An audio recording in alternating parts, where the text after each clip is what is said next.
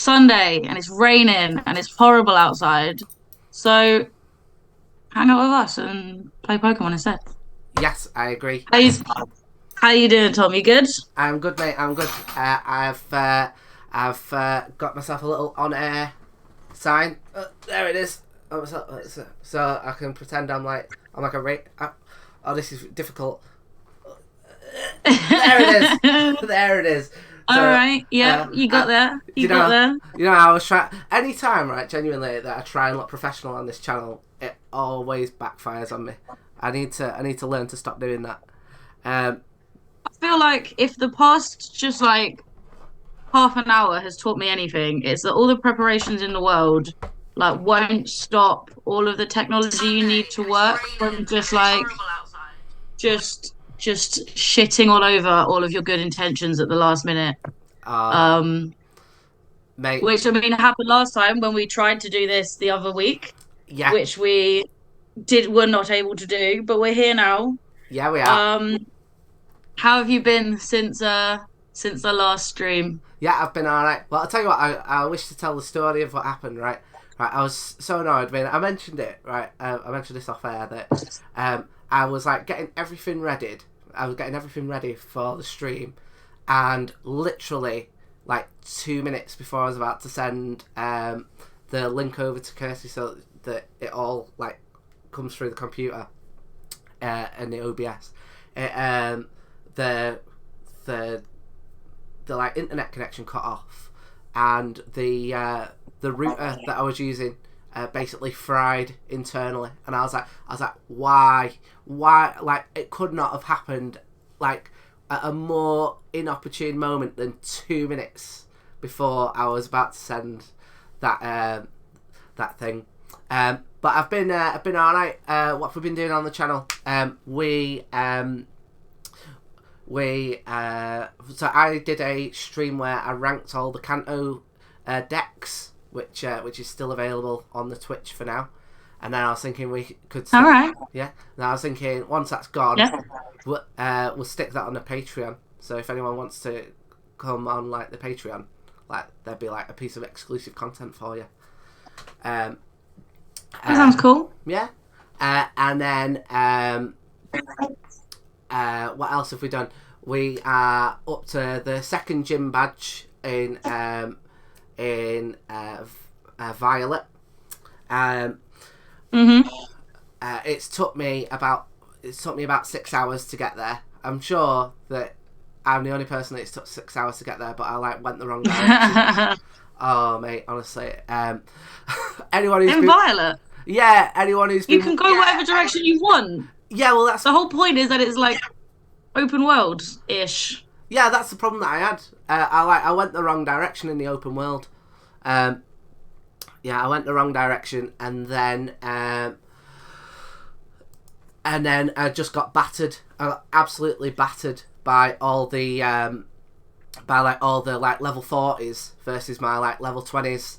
And then right, I went right. We're coming towards the end of this stream now. We're gonna take on this gym leader, and then they just like ran past me, and I've got no clue where they went. So the next time we're on Violet, we're on just the middle of a wild goose chase. I also failed miserably in the Pika Cup on Pokemon Stadium. Oh yeah. Yeah, I'm failing miserably on that. And what else? And I definitely didn't mention this on the last stream, but I should have. But we captured. You know how all the Pokemon are being named after like the followers and stuff, and people in the chat. Mm-hmm. We've got a Jigglypuff called Kirsty because of its little bit of pink hair at the front. So you're with me there in spirit. Always, mate. Yeah. Always. Yeah, mate. What about yourself? What have you been up to? I feel like your Pokemon news is like your news in general, but your hat belies that you have much more interesting news than I do. So basically, since the last time we streamed, I had a birthday and I turned 30, and I feel like all of my friends think I turned 9 because people got me so much Pokemon stuff, including this hat, which is very cool and I love it. Thank you, Joe, for this hat.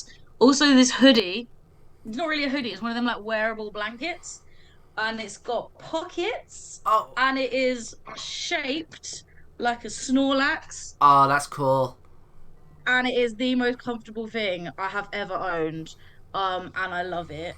And I got this from my goddaughter and her mum, who are both wonderful people. And I love you both, Becca and Sky. There's my goddaughter behind me, there on the wall when she was 1.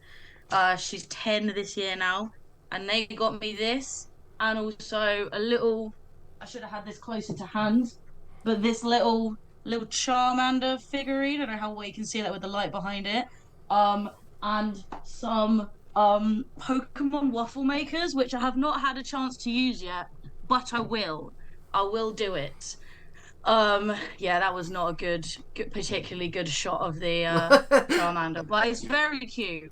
I also Saf, who's usually watching this show, got me this wicked little Sableye, which, as I think is pretty common knowledge, is my second favorite Pokemon after Crobat.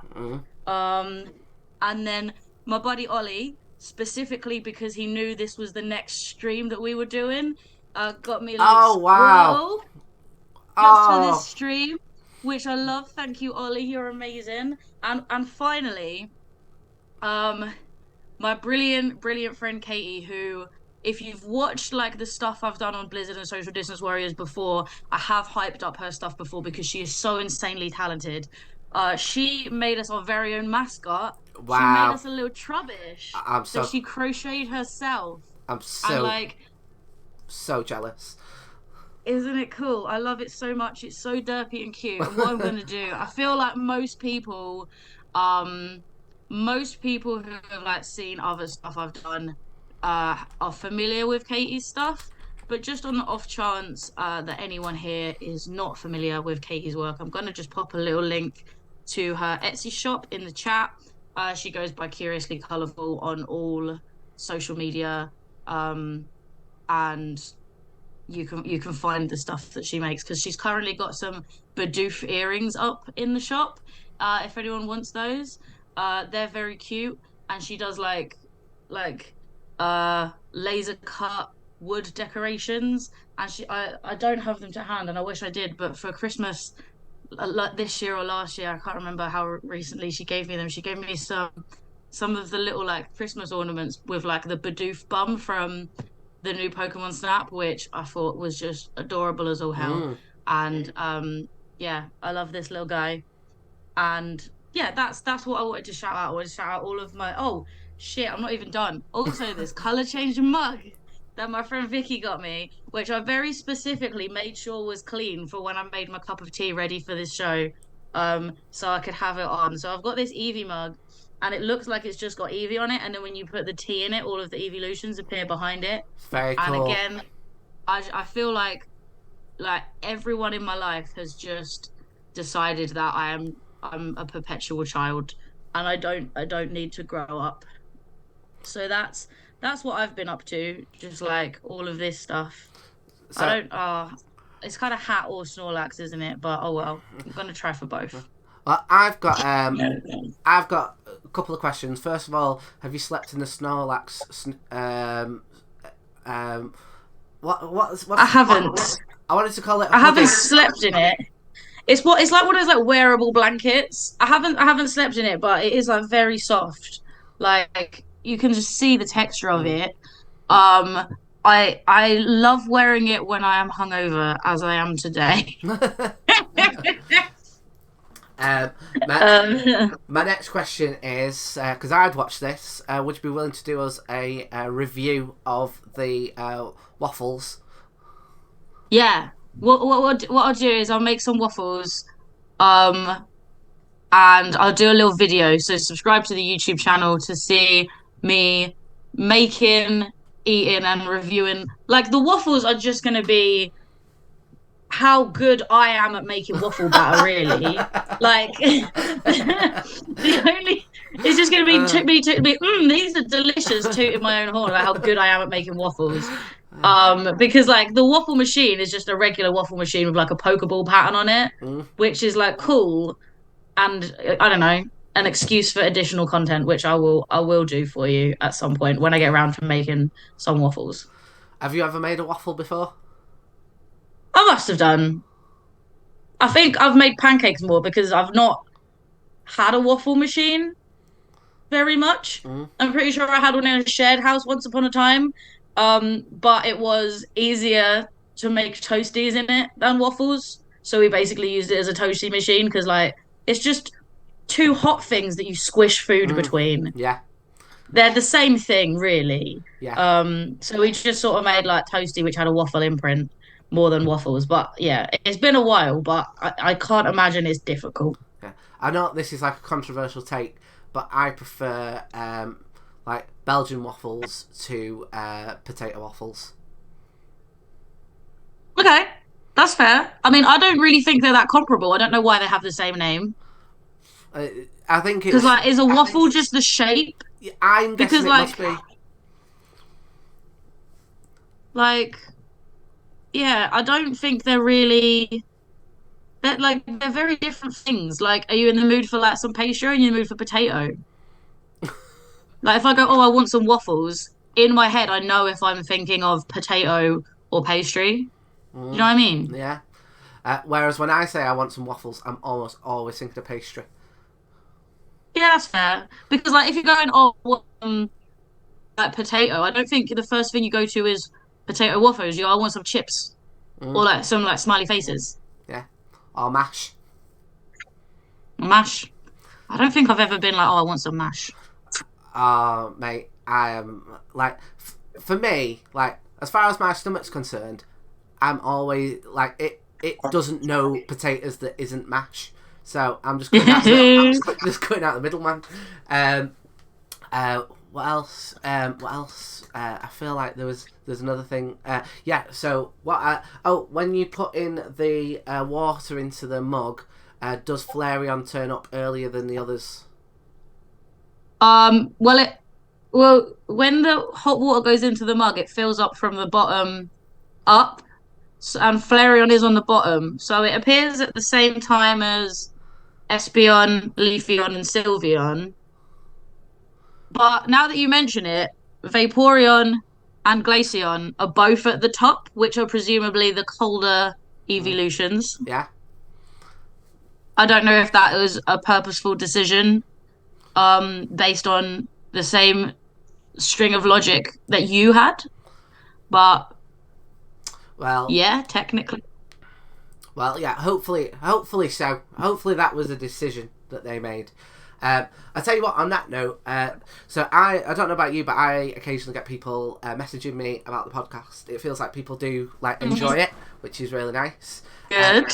And someone who knows me knows that I used to do. I used to make up my own Pokemon as a kid. So I feel like if we can get to like a certain point with like the followers or the subscribers or the Patreon, I feel like that would be like a Fakemon episode that I'd like to do at some point. Yeah. I do follow a few of like the Fakemon artists because I think they're pretty fun and interesting. But I also feel like I really can't uh get into it because I would worry, like I would just be mad that it's not my job to come up with new Pokemon, you Mate, know? mate, I back in the day, Mew 3. Why hasn't that come up? Mew 3. Uh, we do need to do well, here is the thing. If we start talking about Fakemon, we could like go for longer than we can talk about real Pokemon. But I feel like yeah, we'll do some like bonus streams with like Fakemon on certain themes, Yeah. maybe. Well, on the note of Pokemon, I feel like I was mentioning this to you off stream, right? I reckon I've got potential to win the drawing contest this week, right? And I almost feel like because I've lost a whole load of them now, right? I didn't realise you were as good at drawing as you were, right? And that's not to say that I thought you were going to be rubbish at it, but oh, what's gone on there? Why?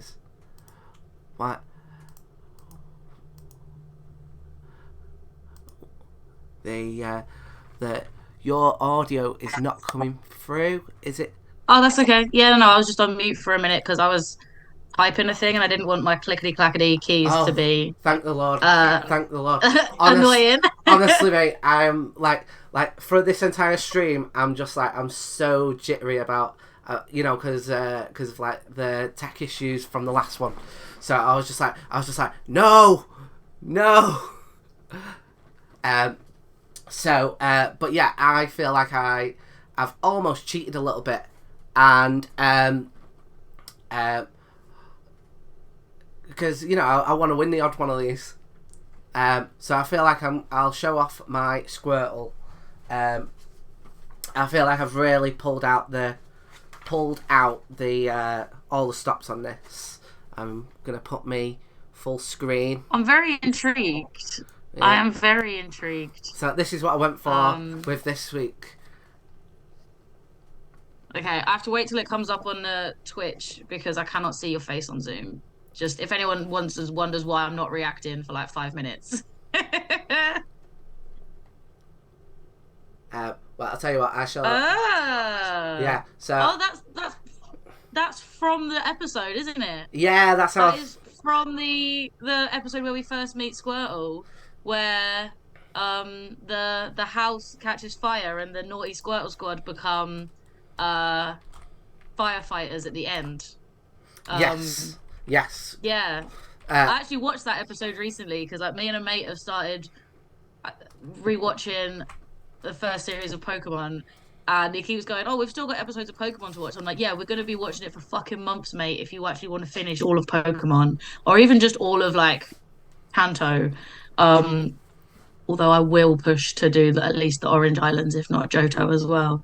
But no, I like that drawing. So I've done a similar thing where I also wanted my Squirtle to have a bit of like attitude because of like how cool I thought that Squirtle was.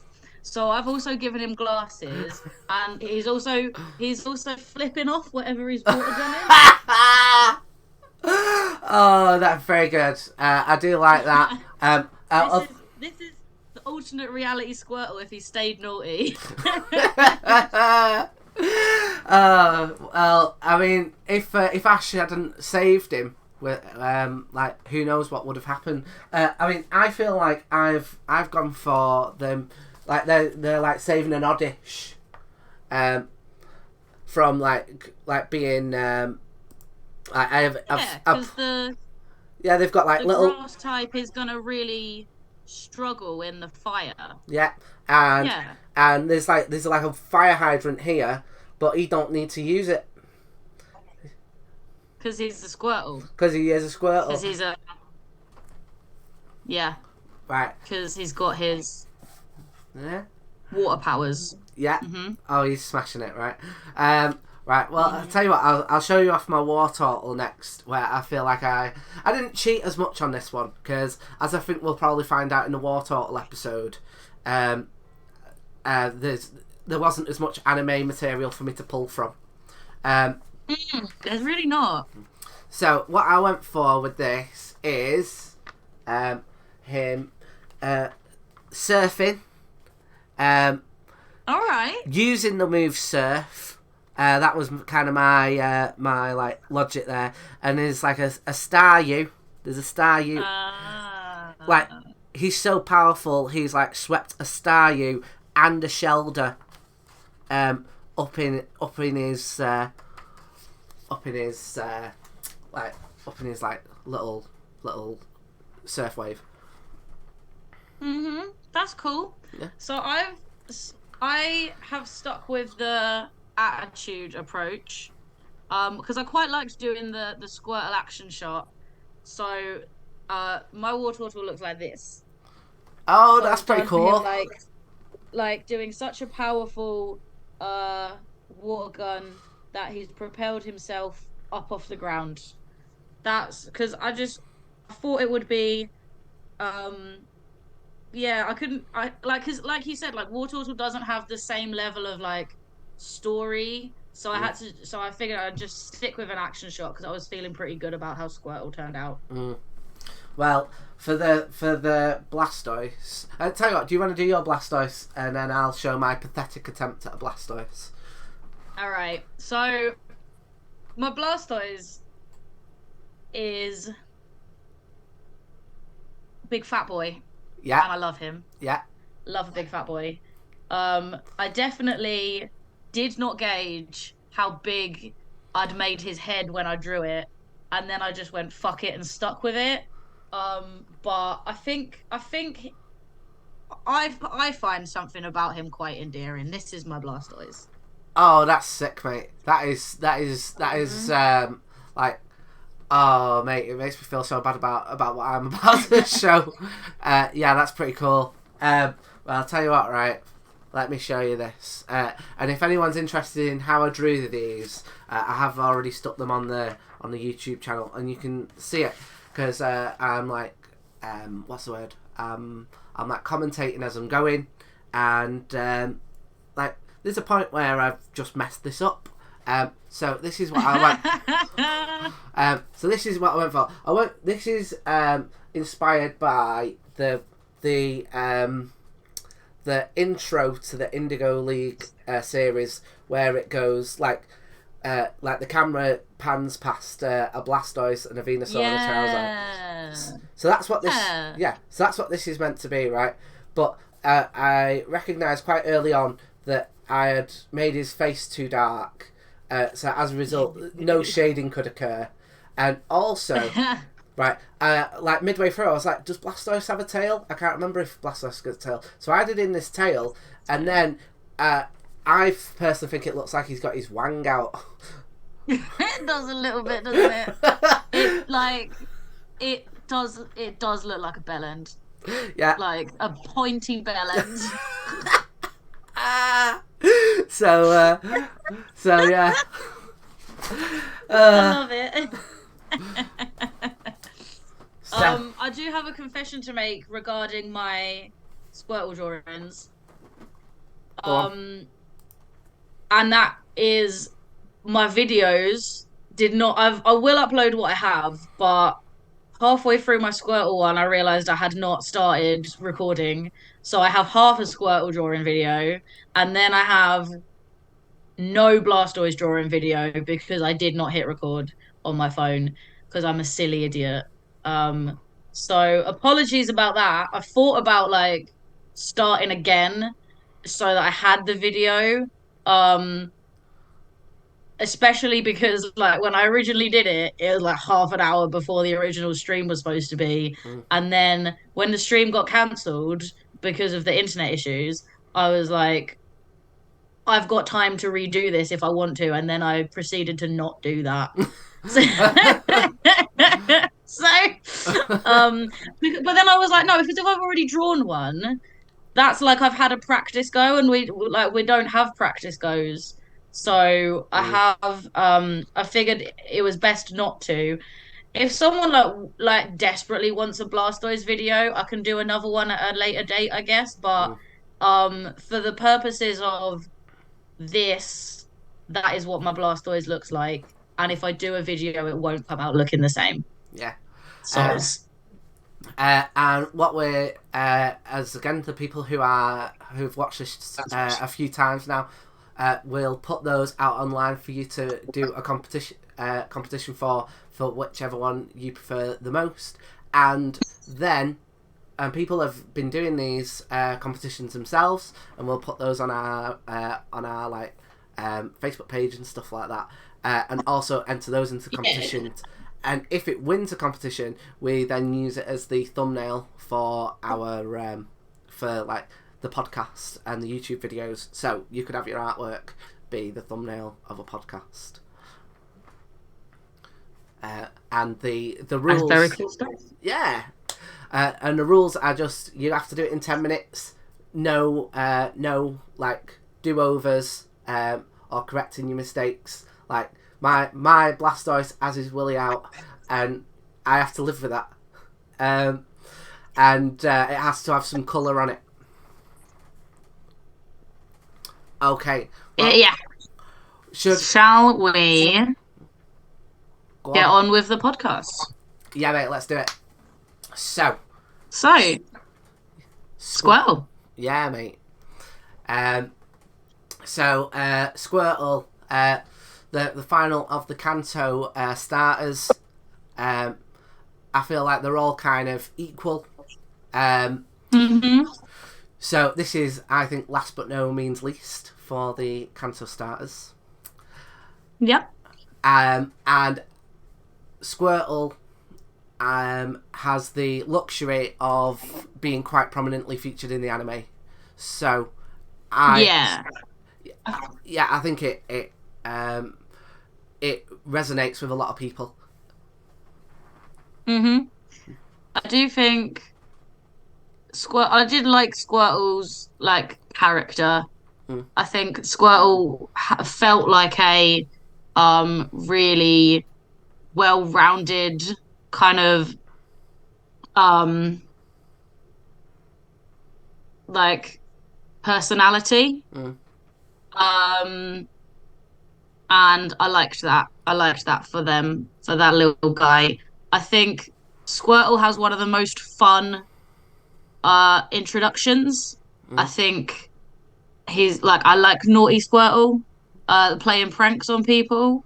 Although in rewatching Pokemon first season, it is weird how often just digging a big hole for someone to fall into is considered a prank.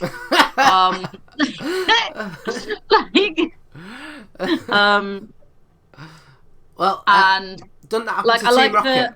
Doesn't that happen to Team Rocket a lot? yeah, like they build a lot of pits for people to fall into. And also they fell into the Squirtle Squad's pit that Ash and Misty and Brock also fell into.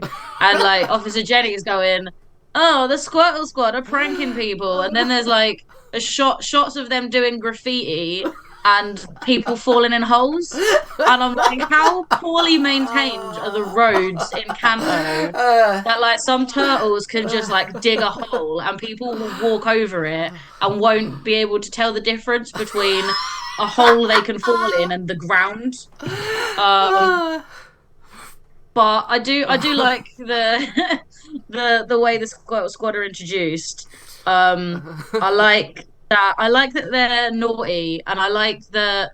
I think it's also a really important message in that episode. Weirdly enough, it's like if you don't give people, children, whatever, like stimulation in their day-to-day lives, that's when they get into trouble. And like as soon as they had responsibilities, as soon as they were a part of the community, like when they were like the new fire department, they loved it because they had something to do they could be proud of.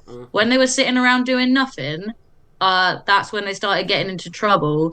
And what we take away from this episode is that we should be investing in like community centers for children to hang out with so Yeah. that then they won't shoplift stuff Yeah. or graffiti stuff.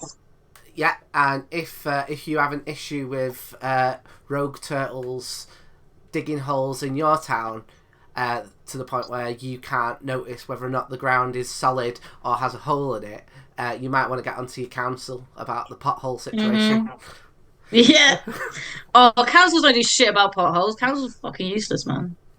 Well, No, but no, I liked the like Squirtle, the Squirtle that became Ash's Squirtle clearly had a like a sense of its values because it was like also how many fucking trainers abandon their Pokemon, right? It's like Charmander was abandoned like 3 episodes before, and then all of the Pokemon in the little village where Bulbasaur was found were abandoned, and that's how they came together in that little community to help each other. And then Officer Jenny says all of the Squirtles were abandoned. Like, how many people are just giving up their Pokemon that easily that every fucking episode was this Pokemon was abandoned? Mad. Makes no sense. If I had a Pokemon, I would hold on to it forever. I would not abandon it. I bet it's shiny hunters. Yeah, probably. You know, they've got a Squirtle in a daycare centre with a Ditto. They're walking around with it, not shiny, throw it away. Not shiny, throw it away. Eventually, there's a pothole problem. I love you, Squirtle, I promise. I will take you to go and dig holes somewhere safe if that's what you want to do. Um, but I like that Squirtle had clear values Yeah. because it was like we've been abandoned by humans. We don't trust them until you give us a reason to trust you. We're gonna fuck with you because you betrayed us first, Mm. and I have a lot of time for that, right? You were wronged first, Squirtle. You fuck with him however you want. Like Mm. no one got hurt. You just spray painted some stuff and some people fell down some holes. I am fine with that. I'm on Squirtle's side. And then when Ash is like, please, Pikachu is hurt. I need to go help it. That's when Squirtle is like, you seem to be like the exception that proves the rule. I can see you caring about your Pokemon in a way that I haven't seen humans care about Pokemons before. And I respect that. And you can see, like, for a character that can't speak English at all, you can see its motivations really well, and I like that. And I like that you get a sense of that personality Mm. uh from early on.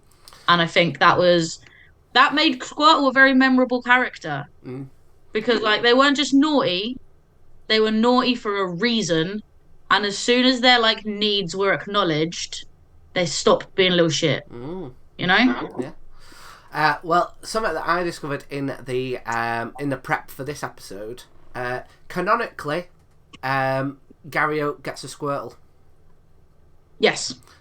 which like before, it was not something that had particularly registered, and the fact that he doesn't abandon it, does that redeem Gary Oak? Before his redemption arc. I mean, Gary Oak might be a perfectly good Pokemon trainer, but he's not an asshole person. Like you can be nice to like your friends, and if you're still a dick if you're a dick to someone else. Mm, that's true. Like I feel like not abandoning your Pokemon is like the bare minimum you need to do. And also like when it's a Pokemon from your like grandfather, the Pokemon professor, if you were to abandon it, like you're already a bad person for doing that in the first place, but you're also bringing shame on your family, right? Mm. You're being ungrateful to your grandpa and you're pissing a little bit on his reputation that he, this esteemed Pokemon professor, raised such a cunt. uh, that there. I mean, normally at the end we're like, "Do you have any hot takes?" I feel like that's like a very heavy hot take. Gary, I feel like abandoning your Pokemon does make you a cunt. I think mm, that's common sense, mm. not a hot take, really. And I think like Gary Oak, like managed to surpass that very low bar, but he's still a dickhead for other reasons. True that. So I've got a story about this, but I thought I'd ask you first. Have you had a Squirtle in your gaming lifetime? I have had many a Squirtle in my gaming lifetime. Um, Similar to the stories that I told in the Bulbasaur and Charmander episodes, I replayed Red and Blue again and again and again and again and again. Like I have done so many runs and I have used all three starters and I gave them very unimaginative nicknames as a child. Um uh so yeah, I've had lots of Squirtles. I liked them. They were fine. You know, they make the first gym nice and easy. Mm. Uh and then like they're not bad against Misty, they're not weak against Misty. If you manage to find a Pikachu in Viridian Forest, you're set up. By the time you get to Lieutenant Surge, you're right next to Diglett Tunnel. So like if you can't catch a Diglett when you're right there, like what the fuck are you doing? Um Are they so I feel Diglets? like yeah. Are they Diglets, or are they just Squirtles that are digging holes, giving bad breath? I would love it. I feel like it would tie into the show if you could like a 1% spawn chance in Diglett Cave where there's only Diglets there's like a 1% spawn chance of a Squirtle that's just hanging out. I would Yeah. like that. Yeah. I feel like that would be a cute little nod. If they ever remake the games, they should hire me to be their like Mm. head of Easter eggs. Mate, I'd hire you for that. And that Squirtle that you get has got the glasses on. Yeah, Yeah. like there's a 1% spawn chance of a Squirtle wearing sunglasses. Yeah. I mean, it's just occurred to me, right, that like, how could they not have thought of like a third prank? Like, Yeah, because like it's not even just unimaginative for that episode. Like I feel like there's just a lot of falling in holes like, that everyone does. Like when they go to like the Bulbasaur village, they fall in a hole and then get caught in a net. Like there's just a lot of falling in holes in this show. I feel like like when you sort of go, oh, think of the misconceptions you had as a kid, and it's like, well, I thought quicksand was going to be more of a thing, and I thought I'd make my fortune when a mysterious relative died and said I could have £1 million if I mm, spend a night in a haunted house. That sort of shit. That's like tropes, and because they're tropes, they're in everything, but they've never actually happened mm. in real life. I feel like the one that Pokemon gave me the massive misconception is just that you will fall in a hole at some point that someone dug as a joke and just very convincingly covered it up with like mud and gravel somehow so that it it looked completely the same as the rest of the road, but there's actually a big ass hole. And I've never in my life encountered a real hole of such proportions. Um, and yeah, rewatching it as an adult, I'm just like, how are there so many like Team Rocket is really fucking with just the infrastructure of the ground with the amount of holes that they're digging. Like Kanto's, I guess, upper crust of Earth must be like Swiss cheese. Yeah, they're just like, right, what we're gonna do, Giovanni? What do you want us to do? And he was like, well, I've given Dig a out. massive hole. Yeah, this is all we got left. I've given out all the Master Balls. I've given out all the Poke Flutes. I've just got this shovel left. It also feels like a 5 to 5 on a Friday kind of situation where they were like, okay, right, what we're going to do to ash this episode, right? We've got Squirtles, brilliant. They're going to be naughty Squirtles, brilliant. They're going to be playing pranks, brilliant. Right, we're nearly done. It's 5 to 5 on a Friday. What are the pranks that we've got? Right, well we've got them falling down a hole, and we've got them. What was the other one? Graffiti and stuff. We've got them graffiti and stuff, and they were like, well, we need a third. And one. when they kidnapped, when they had Brock and Misty kidnapped, when they had Brock and Misty kidnapped, they said Ash can go into town, get the potion to help Pikachu, but he has to be back by midday, right? Mhm. And they were like, if he's not back by midday, they're gonna dye Misty's hair purple, right? And I'm sitting here like this, going, how is that a punishment? Actually, I think that's fine. Like it grows back, it fades out a little bit, but like, What was Misty's threatened. reaction? They threatened to. Say again. What was Misty's reaction?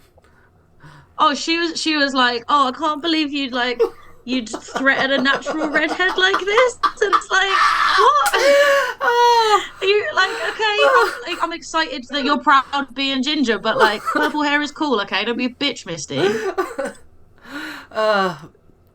But yeah, they must have gone, right, we've got graffiti, they've been digging some holes, they're going to threaten to dye someone's hair purple. They were like, we feel like we need some more. And the boss was like, we need some more, not like digging more holes, but something like that, and then left the office. And they went, so we all just going, we're digging more holes then? And they went, yeah, right, get your coat. Yep.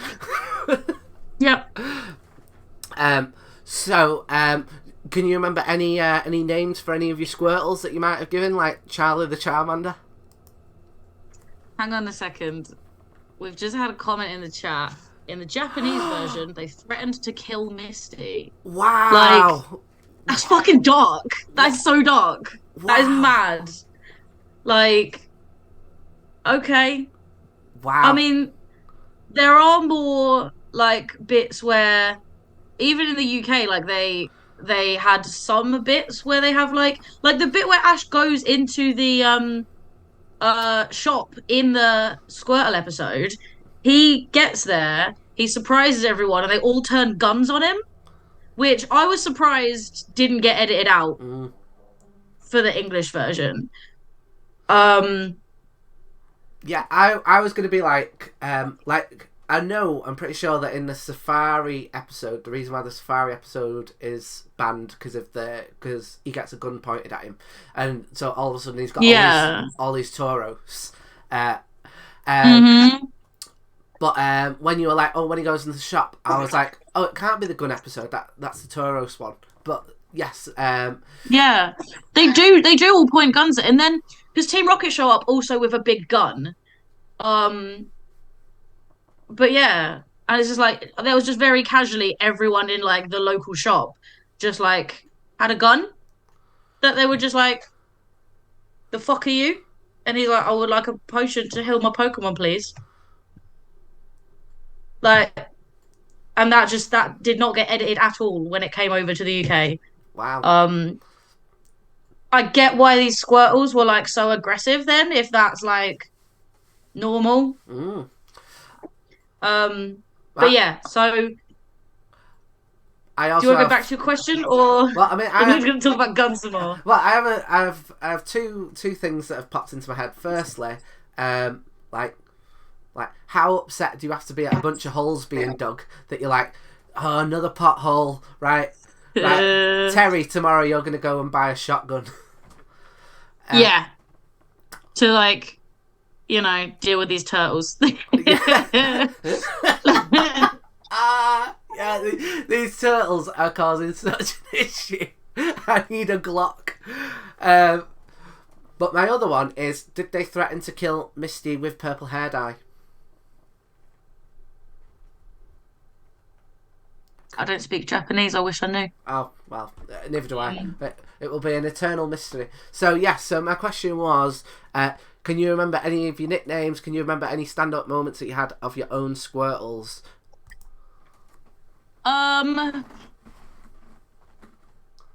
I don't know if I had any particular standout moments with Squirtles. Like, they were fine as a starter, I guess. Like, no issues with them.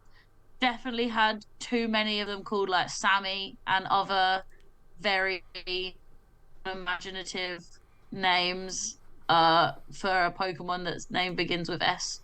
Mm. But yeah, I think like it's been a long time since I played Red and Blue, and all of my runs very much blur into like one memory now. Mm. Well, I think I've got this issue, right, which is, so by the time that I'd started to kind of have multiple playthroughs, like I can't remember who my very first starter was, because I think I mentioned it on one of the previous one of these that like I was quite a stupid kid because I restarted my Pokemon game twice. Firstly, because I couldn't work out how to get out of Kanto, right? Ridiculous, right? Yeah. You know, it's like at You the mean top. Pallet Town? Yeah, sorry, I couldn't work out how to get out of... Kanto's the region. Yeah, sorry, yeah, I couldn't work out Yeah. how to get out of Pallet Town, right? And then the second one was when the SSN left, and I thought I'd like lost the game, so I restarted again. But but I'm fairly certain that by the point that like Squirtle came along, and I was using Squirtle, I'd stopped giving them nicknames because I wanted to like learn the names of all the Pokemon, and Yeah. and I was like, if like because the nickname sticks, there's a chance that I will not remember the name of like the evolutions. Yeah. So, and I feel like I remember distinctly having Bulby the Bulbasaur, the height of my creativity. But I feel like Squirtle never really got a nickname. But I do have this very specific memory of it. So I'm assuming like yourself, I used to play it on a Game Boy Color. Mm-hmm. And I was playing it, and the sprite for red and blue is like two circles, and that's basically all you've got to represent a Squirtle, right? Mm-hmm. And I remember my gran seeing me playing this with these two circles, doing a bubble beam, so a bunch of bubbles coming out of the two circles, and thinking that I was playing a game in which I was controlling an arse that was spraying shit at people. Oh, that's gross. Yeah, she was like, this is these horrible video games that people tell me about. Look at the state of that. He's playing a fighting arsehole.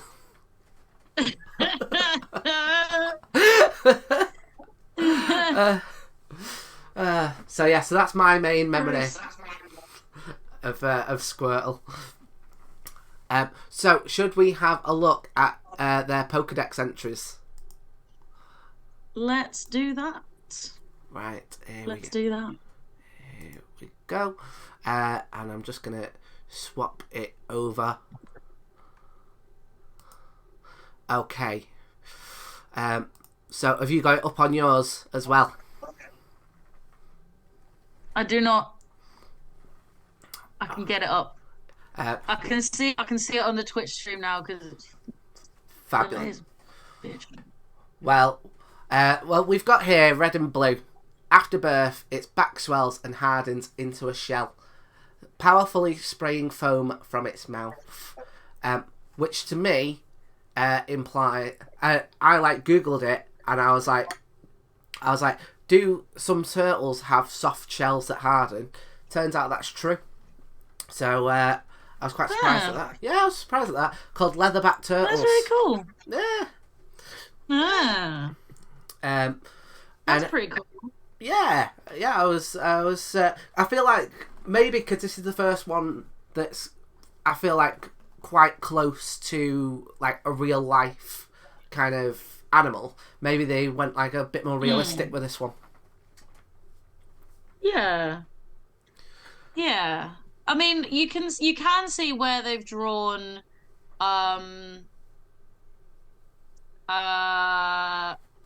inspiration from things like the real world.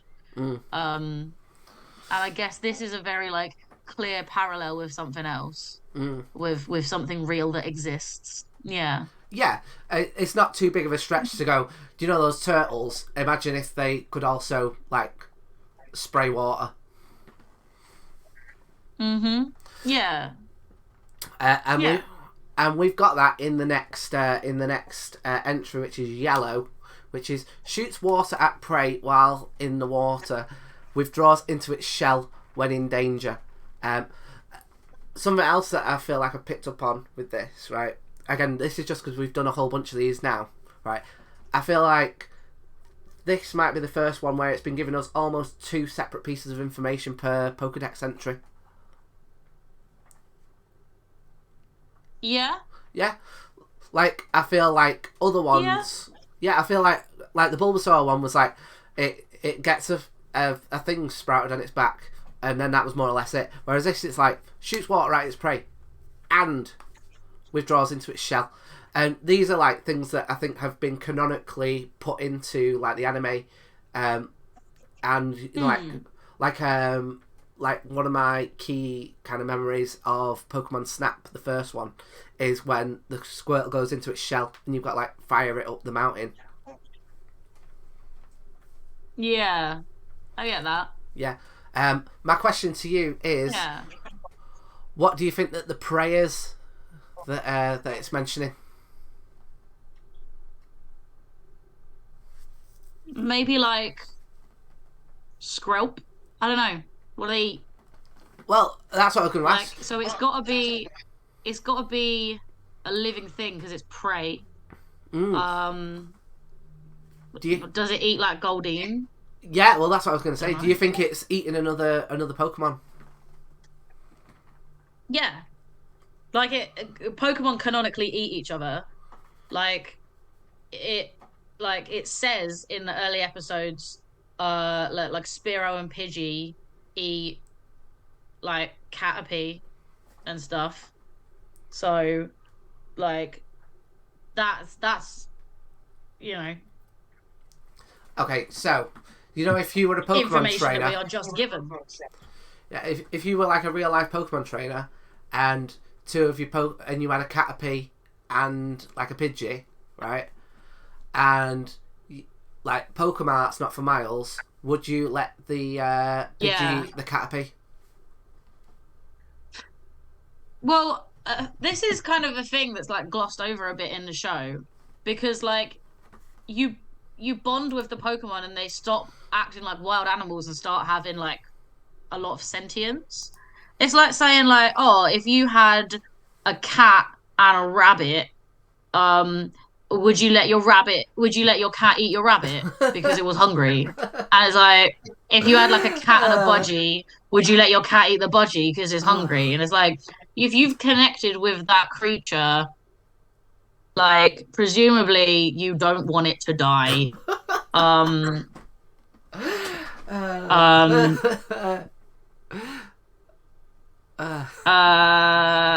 so I think in the same way that I would not feed my own budgie to my own cat, I probably would not feed my Caterpie to my Pidgey. But it's like if you have like a pet snake and a pet mouse, right? And you keep the pet mouse, then you like go to the shop and buy some of the like dead mice from the pet shop that are for feeding to snakes. Like you have a distinction between the mouse that's like your little buddy that you keep in a tank and feed and the dead mice that you buy to be food, you know? yeah, yeah. Like there's a distinction in your own head which is up to each individual person to draw.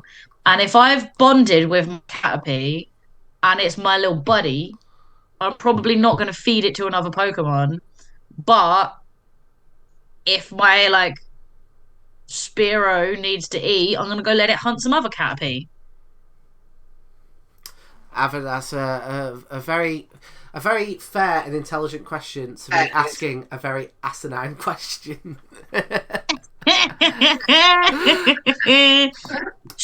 Right, we'll go in to see what Stadium's got to say because as we know from doing this a few weeks like a few times now, often blue, red, and yellow like professor and whoever the Stadium professor is have often got beef. So let's see what they've got to say for themselves. It takes time for the shell to form and harden after hatching. It sprays foam powerfully from its mouth. Okay, so I feel like there's still got a little bit of beef going on here for it to be like, for them to be like, like when you if you've done a uni degree and you send in like a paper and then they send you back a load of notes on it. It feels like the Stadium professor went, well, you've not mentioned how long it takes for the shell to harden, have you? I feel like the Stadium one looks like it's the same information as the red and blue one, but it's got like better grammar and uses full sentences. And it feels a bit like, well, I'm presenting the same information, but I'm doing it better. I like the passive aggression in it. Oh yeah, very passive aggressive. This feels like they've brought some of their problems into work with them that day that that they were be like, you know what? I'm not having this bullshit again where you come at me for saying the opposite of what you said. So I'm just going to take exactly what you've written and do it better. Yeah. And who hasn't had a day at work like that? Yeah. For real. So it's me. We've got gold next, which is the shell is soft when it is born. So that feels like that's probably going to be something they're going to bring through. But it soon becomes so resilient, prodding fingers will bounce off it. Right. Who's poking it that hard? I mean, I don't know what Pokemon professors get up to and say as research. Like, in order to get this information, like, it has to be like, I don't know. I don't know. Like for me, Someone is doing something and saying, yeah, like for me, like I sometimes look at it as like because I do writing myself, right? I sometimes yeah, think to myself like someone must have wrote this. Like I sometimes I go like one level higher, right? That like someone must have written this at like the Pokemon Company, right? yeah, And they were like, if yeah, we say if you throw a pound coin at its shell, it'll bounce off. Like that's inappropriate. But what can we say would bounce off? yeah. And they couldn't come up with anything other than finger, and even finger doesn't feel like it. Just raises questions. They should have gone with something else. But I feel like it's got to be like, right, does something bounce off it naturally in the wild? Probably not. So it has to be someone's made a conscious decision to like, and like you hope no one's bouncing things off newborn baby squirtles while they're still squishy. uh, just the Pokemon professor's going, quick, quick, quick! We've got a load of newborn baby squirtles.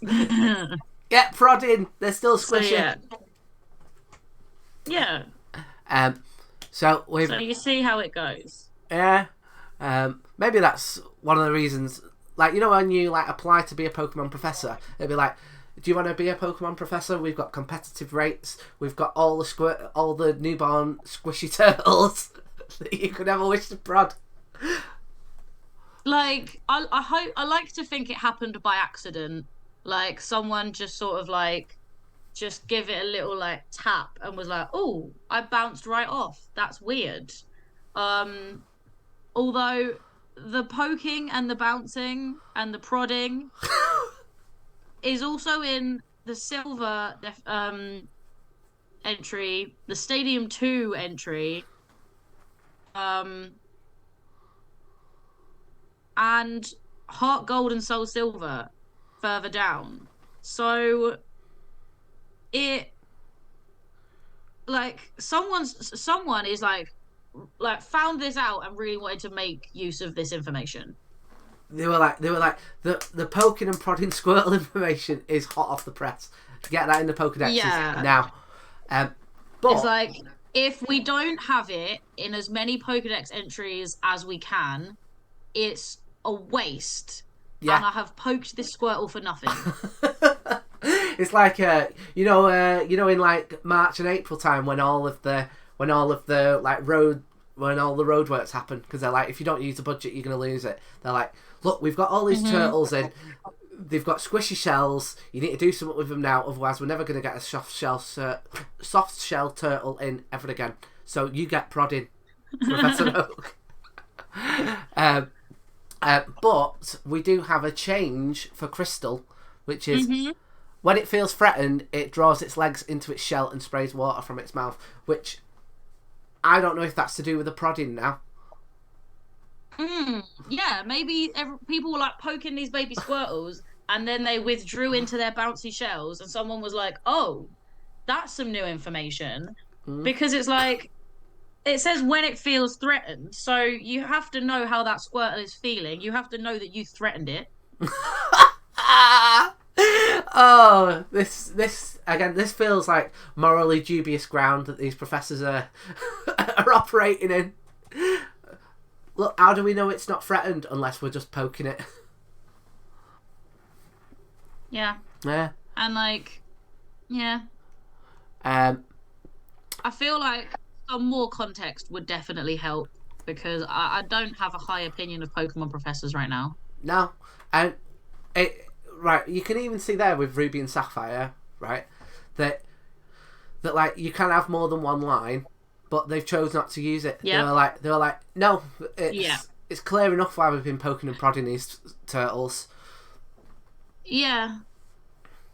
But I do like the direction they go in Ruby and Sapphire because they change it and it talks about it's the shape of its shell and the grooves on its surface helping minimize resistance in water so it can swim at high speeds, which I think is a fun little bit of extra protection, extra information. Mm. Like that's very cool. Although I don't like fire red where it says when it retracts its long neck, because like I've never seen a Squirtle with any neck, let alone a long one, Yeah, that's true. and I don't want a Squirtle with a long neck. If anyone would like to draw a Squirtle with a long neck to just give me the ick, do it. Because Oh. I am intrigued, but like look at a Squirtle. Have you ever seen a Squirtle with a neck? No, its head just comes like directly out of its shell with no neck. Right, mate. And if it's got a long neck, if, like you can go through the entire like page that you're on, every single picture of a Squirtle on it does not have a neck. And now I'm thinking about having a like a twisted up like long neck coming in and out of its shell. I don't like it. I'm not here for it. Mate, I feel like Not. you have played with fire right there. Because if there's anything that I have learned about the people who watch and listen to this podcast, like the moment that they've heard, right, if you want to draw me a long neck Squirtle, it will freak me out. Like, that's what's going to happen. That's what they're going to do. That's what they're going to do, though. I guarantee you right now, right, I know that Saf is like not watching the full stream, but I can guarantee you right now, Saf is in Legoland going. For some reason, I've just got this idea to do a long neck turtle and send it through to Kirsten. It just feels like it's gonna be like so gross, like with just a long neck coming out of a head hole, which shouldn't have that. Like, I don't like it at all. Well, Like it's bad. It's gonna be so bad. luckily, Because I've never seen it either, and let's hope that that it never becomes like full on canon in the Pokemon universe. I mean it is because it's like in the Pokedex, it's canon, but like this is a very just rough.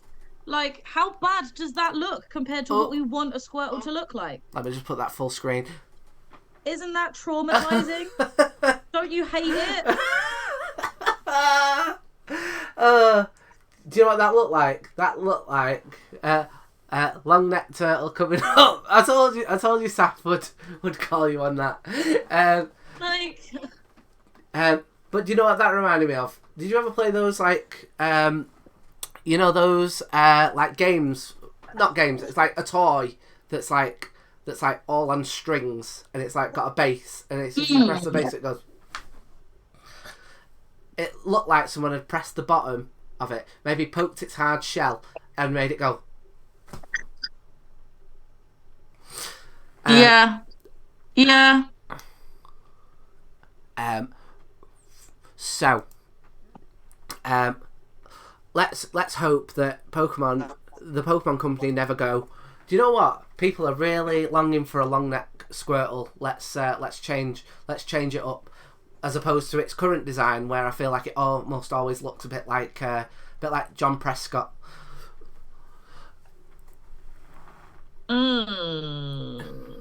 Yeah, you know, Yeah. just someone just there with a collar on. That there's absolutely no distinguishing difference between its head and the rest of its body, and I'm happy with it to be that.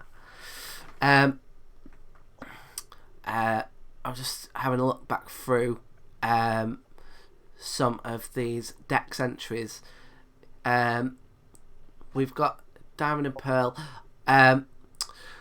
It shelters itself in its shell, then strikes back with spouts of water at every opportunity, which to me feels like not necessarily like battle strategy, but like how it kind of is in the kind of real world. Like when it's not when it's not being like trained by a trainer. Because I've actually got, right, here we go. Here's a Trubbish hot take, right? I've actually got a piece of headcanon for the Pokemon games. You know how you're allowed, you're only allowed like 4 moves in the games. Yeah.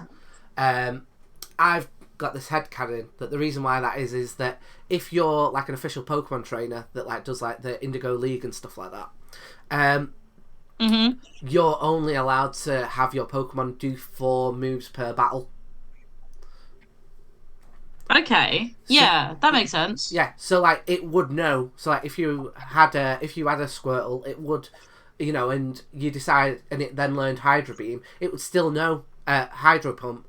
It would still know Bubble Beam, but it's like, what's the point of using that if you're only allowed to register 4 moves to use per Yeah. battle? And yeah, that bit about like it like squirting water at every opportunity feels like what a Squirtle would do without like any training. Like that's kind of like its natural defense and offense that it would use. Yeah. Yeah, I definitely get you.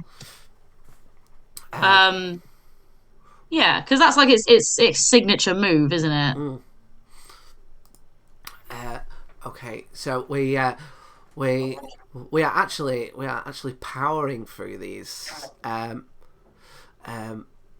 because we've already done Heart Gold and Soul Silver, and they've used all 3 for Diamond, Pearl, and Platinum, which to me seems lazy. And I mean, they reused it for Black and White and Black and White 2. Lazy. I guess they just couldn't really be bothered. Well, like it must get to like, I'm not sure of the official numbers, but like come Black and White and Black and White 2, they must have like 500 at that point. Yeah. So I imagine it was difficult for them to kind of keep up with like a new deck entry. Yeah. But you'd think that for the Kanto starters, they'd have still been putting in effort for these ones that I think that are quite big hitters. Yeah. Yeah. That is true, but like they're no longer part of like the main story by those games. So like if you're getting them, you are getting them as usually like a post game something. You know what I mean? Yeah, totally. So it's like it's not one you really need anymore, if that makes sense. Like you don't by the time you're playing Black and White 2, like you know what Squirtle is. Yeah, that's You true. know? That is true. Like I feel like the first game a Pokemon appears in and any game where it has like a significant plot should have a really good Pokedex entry for it. If it's like something that's just appearing later, makes like a cameo appearance, then never mind. Don't worry about it. I'm not going to begrudge them for that. Well, I'll put this to you. Right, so we've got here that they in Let's Go Eevee and Pikachu, which is the Kanto remakes. They went again with shoots water at prey while. Oh, they've changed it up slightly actually. Shoots water at prey while in the water. Withdraws into its shell when in danger, which is almost poetic. But I've phoned that one in a little bit. That feels like that's not a full sentence. And what does it mean? Shoots water at prey while in water. What's that gonna do? So I guess what it means, so is Squirtle's prey on the bank? Oh yes. Or is it also in the water? I originally read that like as like a fish in the water, and then it's spraying more water at it in the water. Or is it like hiding in the water and then spraying onto the shore? So like anything that's living by like the side of the river, that's Squirtle's prey. I think that there makes more sense. So that means that it's almost like a crocodile at that point. Yeah. And we've got our final ones. I'll tell you what I'm surprised at, right? So we got here Sword and Shield, retracts its long neck into its shell. Brought that back, mate, just to upset you for Sword and Shield. Just to creep me out. Squirts. Oh, that's something I was going to ask you. So the you know the Squirtle plush that you got given, does that have a long neck, or is it like sewn onto the shell? It has no neck. It has no neck. Look, it's just stitched directly onto the shell there. No neck whatsoever. No neck. I think that's because if they had given it a neck, it would have not sold a single one of those plushes. Could you imagine if, like, it did, like, its entire body was hollow and stuffed with a long neck, and you could, like, pull its head out on its long neck? Like Stretch Armstrong? Yeah. Except I would hate it. I mean, do turtles normally have a long neck? Like, it feels like that's not something that they're known for. I don't think they do. I think people are surprised at how long a turtle's neck can be because they can. I googled turtleneck and it showed me a bunch of jumpers. Of course it did. Of course it did. Because they are hidden within the shells,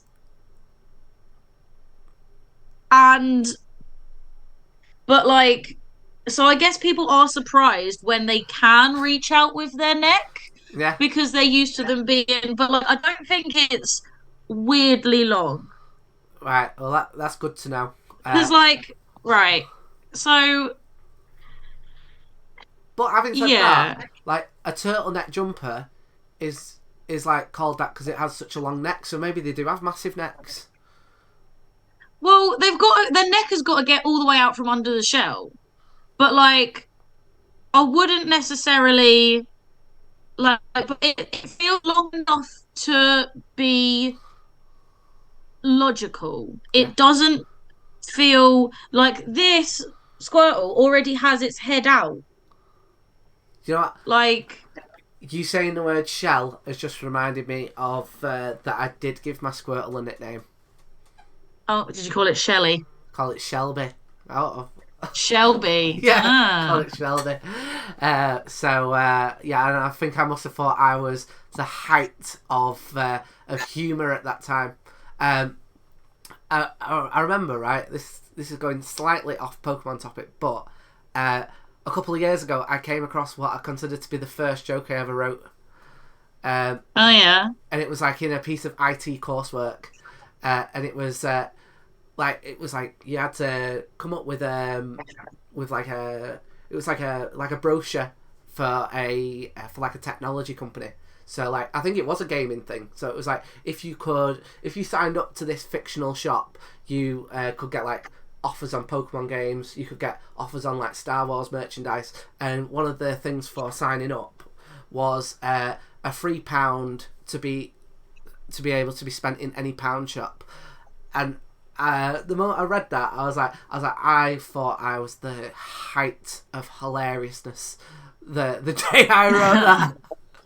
Oh, what a sad little 14-year-old I was.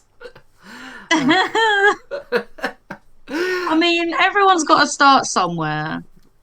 That's true. That is true. And I wrote that one joke, and I've been doing comedy for 10 years now, and you never know, I might write a second one day. I look forward to the day. So do I. Okay, well, should we have a look at Smogon and then look at wrapping up the Squirtle episode. So we have got should have popped up. Oh, what's going. Do you know what? I always set these up, and then it never it never works.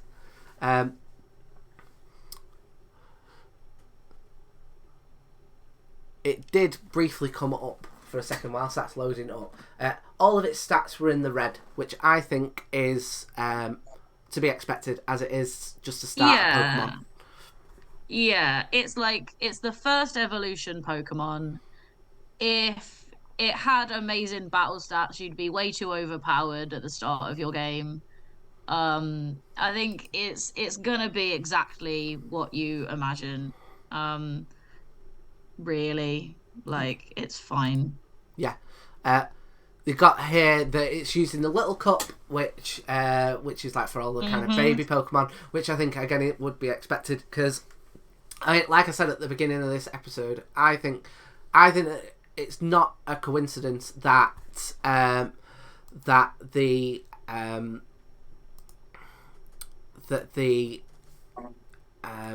like all the starters are basically like on par with each other. Like I think that it was probably a very conscious choice that it was like almost all of them, maybe apart from Charmander, I think it's got a slight edge. Want to be equal, so that you've got like the maximum amount of options when you start this. Like you wouldn't want any of them to be particularly one better than the other. Yeah.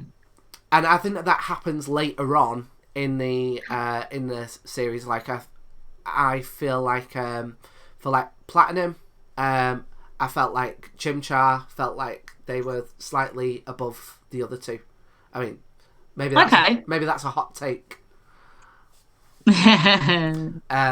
But yeah, it feels like they are very much on equal footing. All the three starters. Yeah, I get that.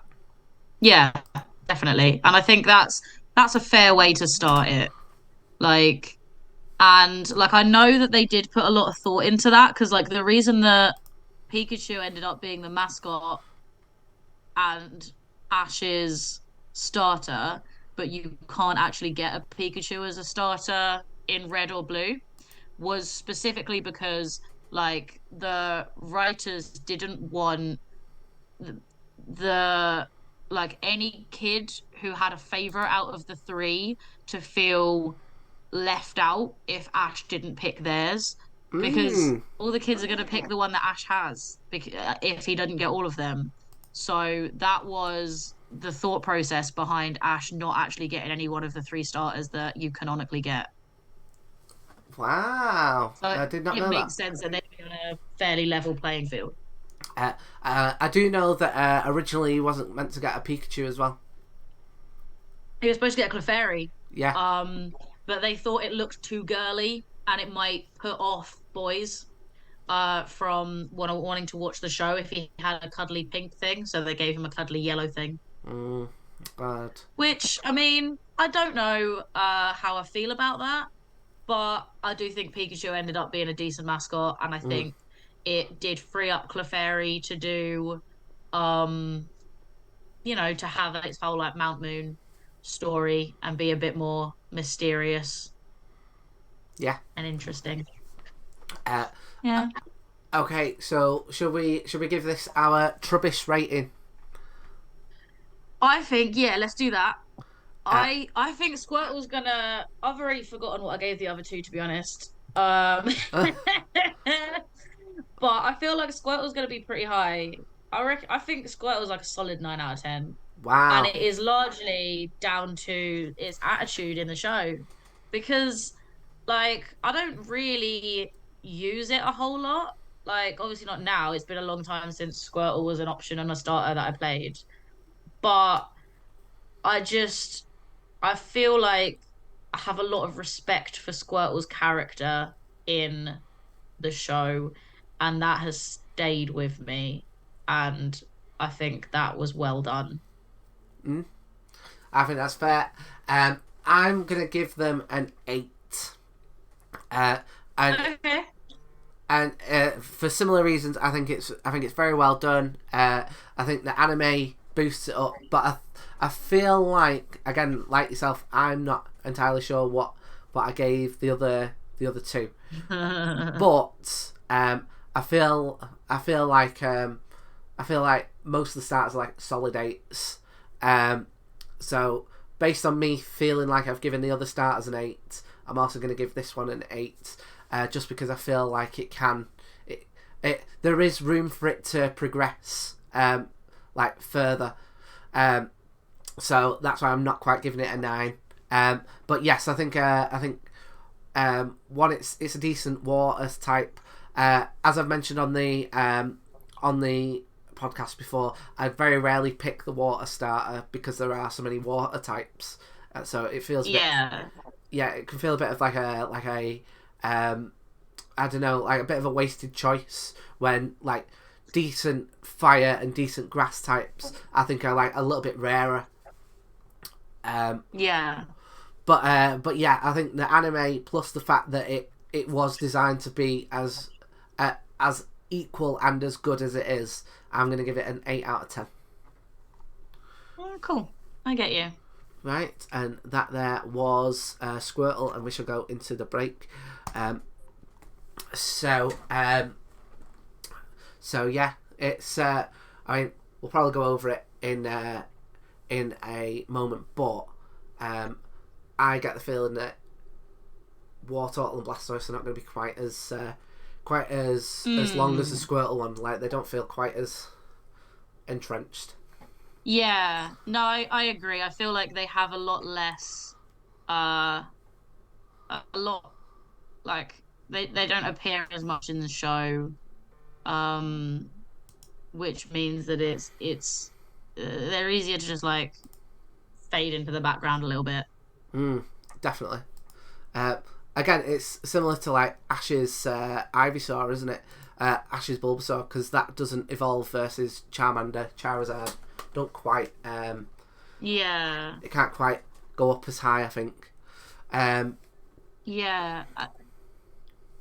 And then, are we just jumping into it now? I mean, we can do. I mean, this was part. Unless you want to go get yourself a drink or anything. Tell you what I might do. I might get a new cup of tea in my Eevee mug. See, this is it when it's cold. Yeah. Oh, cool. Let me just put that full screen for a sec. Yeah. Oh, okay. Yeah. So this is it when it's cold, and then when you put the hot water in it, all the evolutions appear here. Like, I feel like I should probably use it less because, like heat changing mugs are good, but like the pictures fade really quickly. But it's cute. I'm going to use it.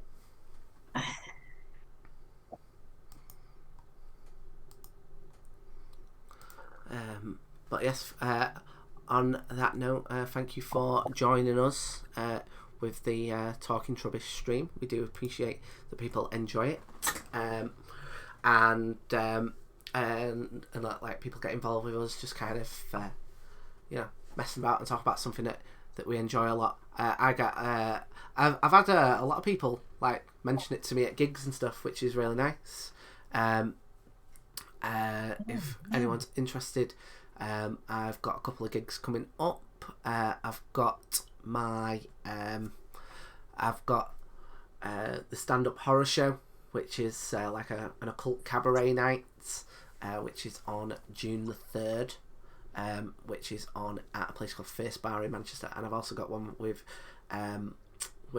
Blizzard, which is on at the Castle Hotel, which again is in Manchester. And I've had my Edinburgh show confirmed, so if you want to come see me up in Edinburgh, I'll be running that at 3:40 every day at the a place called The Caves, which is on at 3:40. And I'm also going to be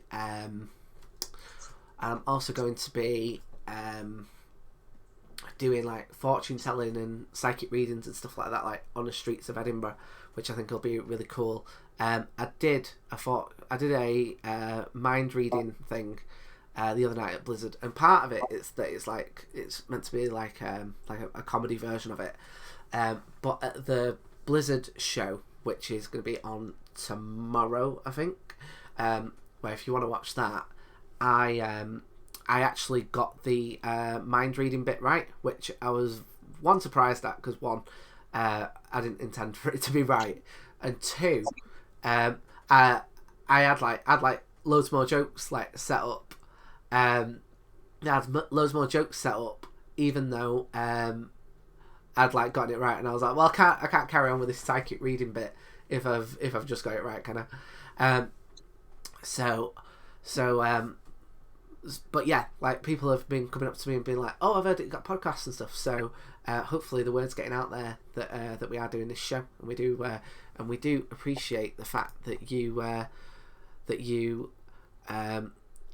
help support us and get involved with stuff like the drawings, getting involved with the competitions and doing the voting polls and stuff like that.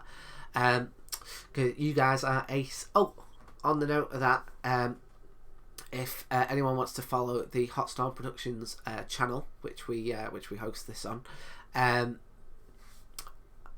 have got I'm up to 74 followers. We're starting to get a couple of subscribers, which is really nice. So thank you. If you want to subscribe to the channel, feel free to do so.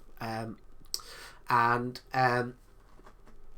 once I hit 75 followers, I'm planning on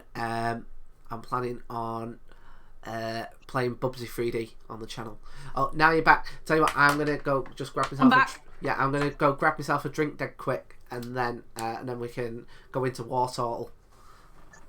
Oakley. Right, go get yourself a drink. Cheers, mate. I was just plugging. Sorry, I was just plugging Blizzard.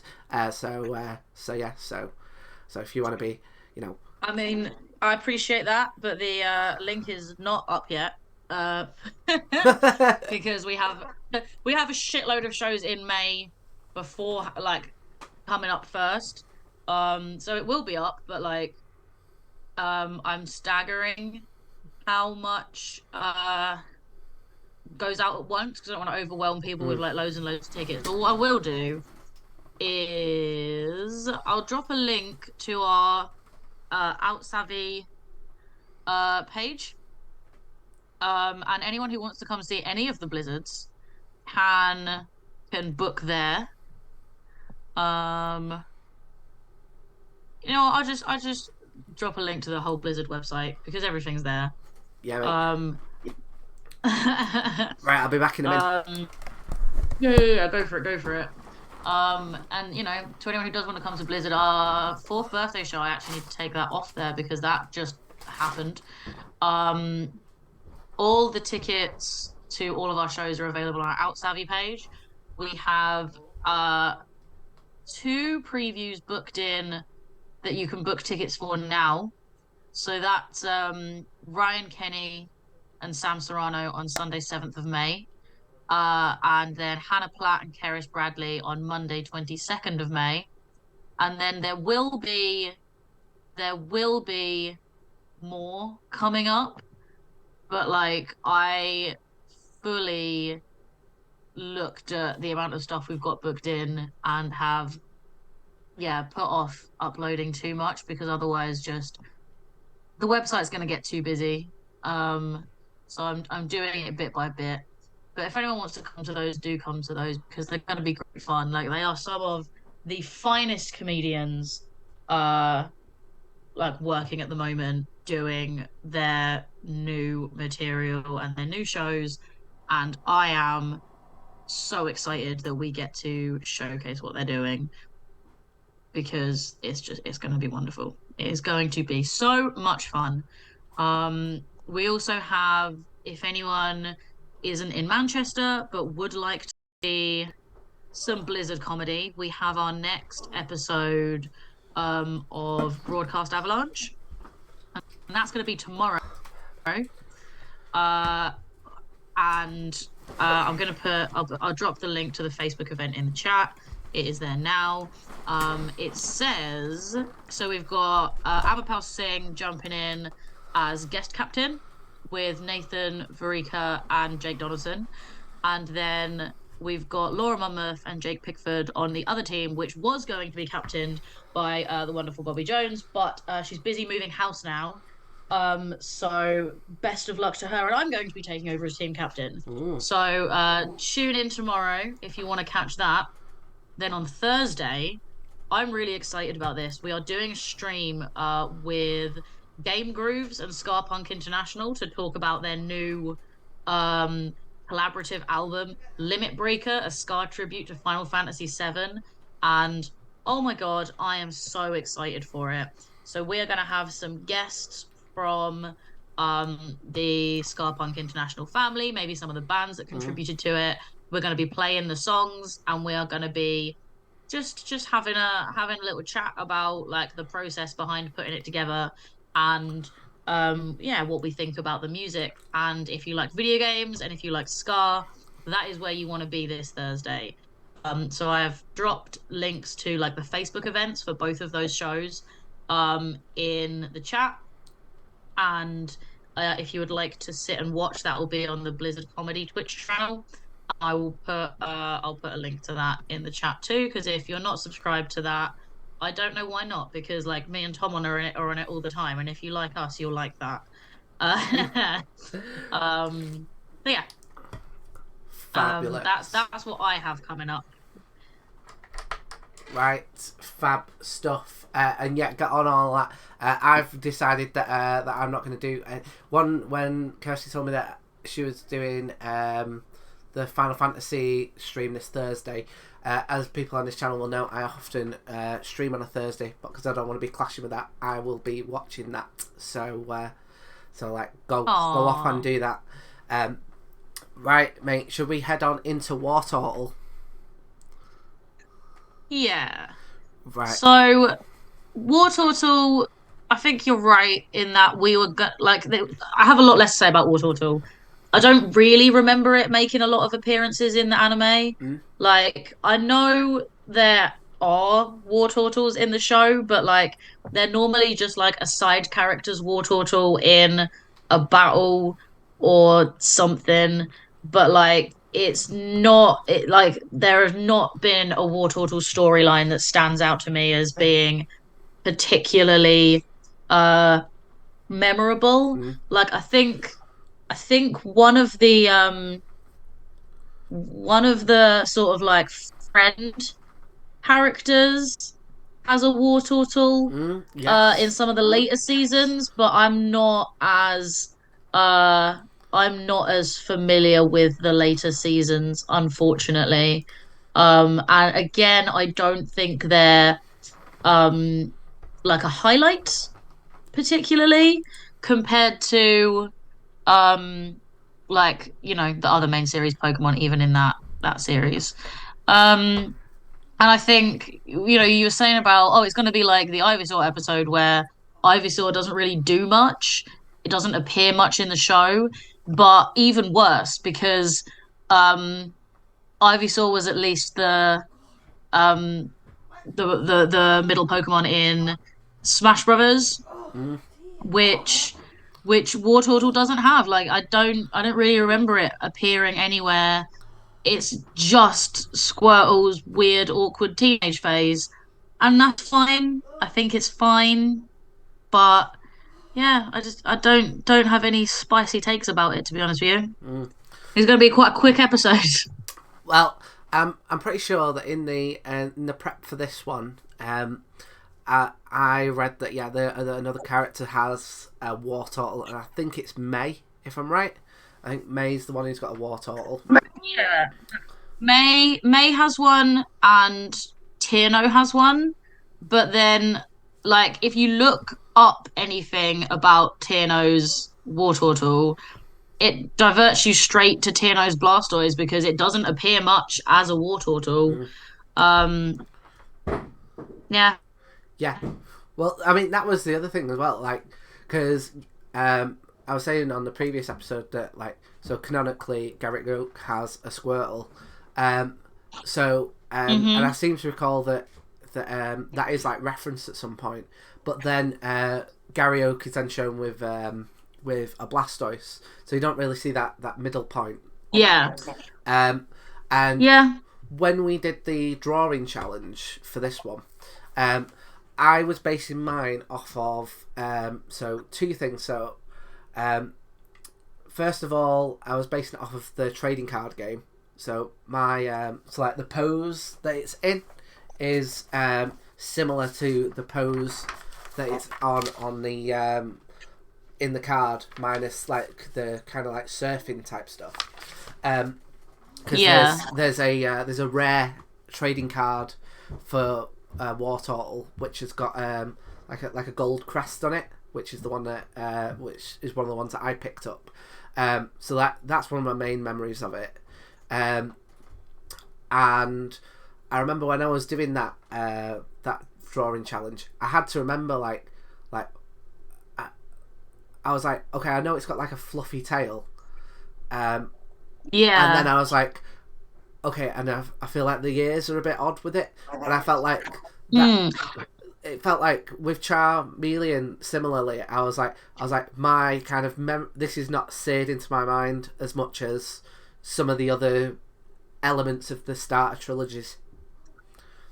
So there is actually an interesting thing about Wartortle, because obviously, like, Squirtle has a bald head, and then Wartortle has these like big curly ears. And then Blastoise goes back to being pretty bald. Like, he's just got like little ears. And there's definitely art floating around the internet of what the original Squirtle line was supposed to do. Because originally I think Blastoise was going to be different, and there was going to be a different design, or it was going to come from a different thing. I don't know exactly the whole like process, but I know in the design stages there are some really fun kind of behind the scenes moments where you see like the original art and how it changed, and the original sprites and how they changed. And originally Wartortle wasn't going to evolve into Blastoise as it is now. I don't know if Blastoise was going to come from something more gun related and be a completely separate evolution line, or if they changed it around entirely. But there is artwork out there of a version of Blastoise that has like the great big ears, but with like webbing almost, and then a massive curly tail going all the way back and over the tail.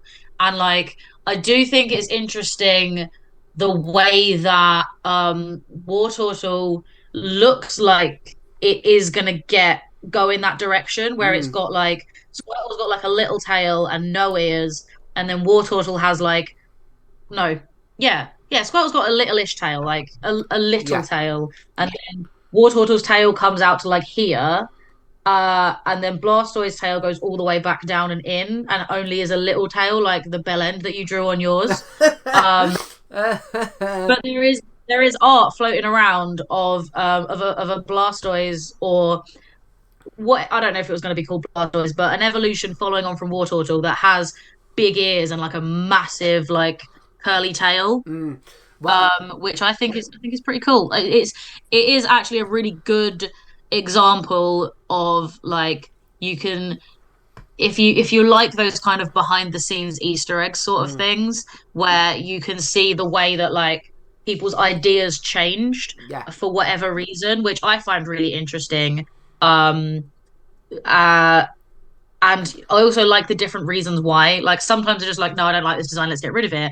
And sometimes like it will be there will be like reasons that are public knowledge. So it's like, sometimes there was one post floating around the internet that was like, oh, the artist had to add a tail onto this Pokemon because the programmer had given it tail whip in the game, and so we had to redo the art because we'd drawn it without a tail, and that sort of thing.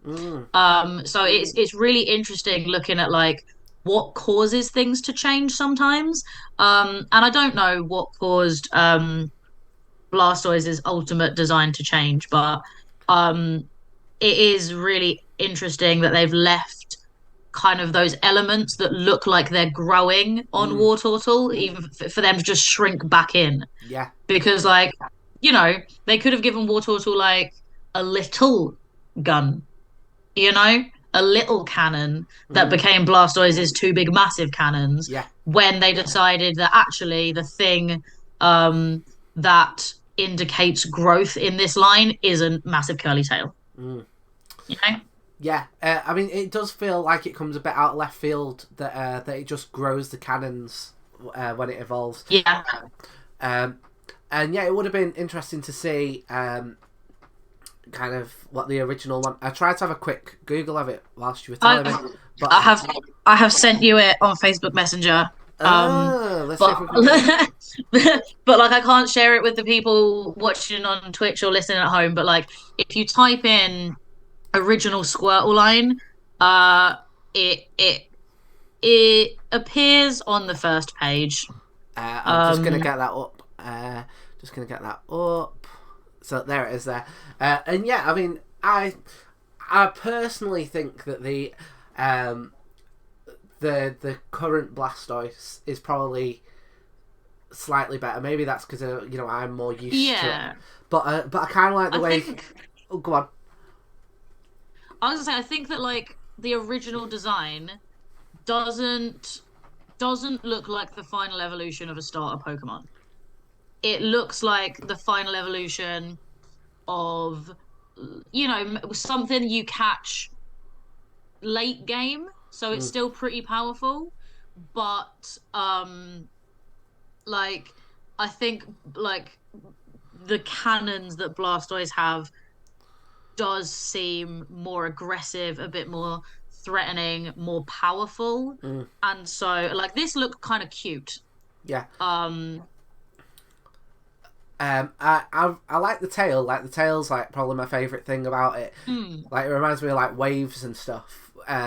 yeah. And you can see the logic of going from like Squirtle's little curly tail to Wartortle's like bigger curly Mm, tail to like this thing's like massive, like glamorous tail. mm, But I guess like with it would have been okay, so we're gonna have like a lot of tail based moves, and is that gonna be if this is gonna be like the final evolution of a starter Pokemon, um, it's gonna be competing with, Charizard doing Fire Blast and Venusaur doing Solar Beam, and what is it gonna have that is a tail based move? yeah. And I think moving from tail to gun uh probably made sense in terms of aligning Blastoise with Venusaur and Charizard as a competitor. Mm.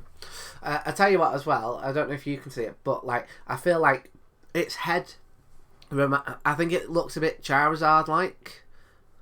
Yeah, because So it's got, but it makes, yeah, it does, but also I think it makes sense the way that its face is shaped because it looks like it goes from like a cute little turtle to like a pointy, more aggressive like terrapin, which have those like almost beak-like mm, faces. mm, Um, and I think the way it's grown claws, because it kind of looks like a bit of a Blastoise and a bit of a like Nidoqueen a little bit.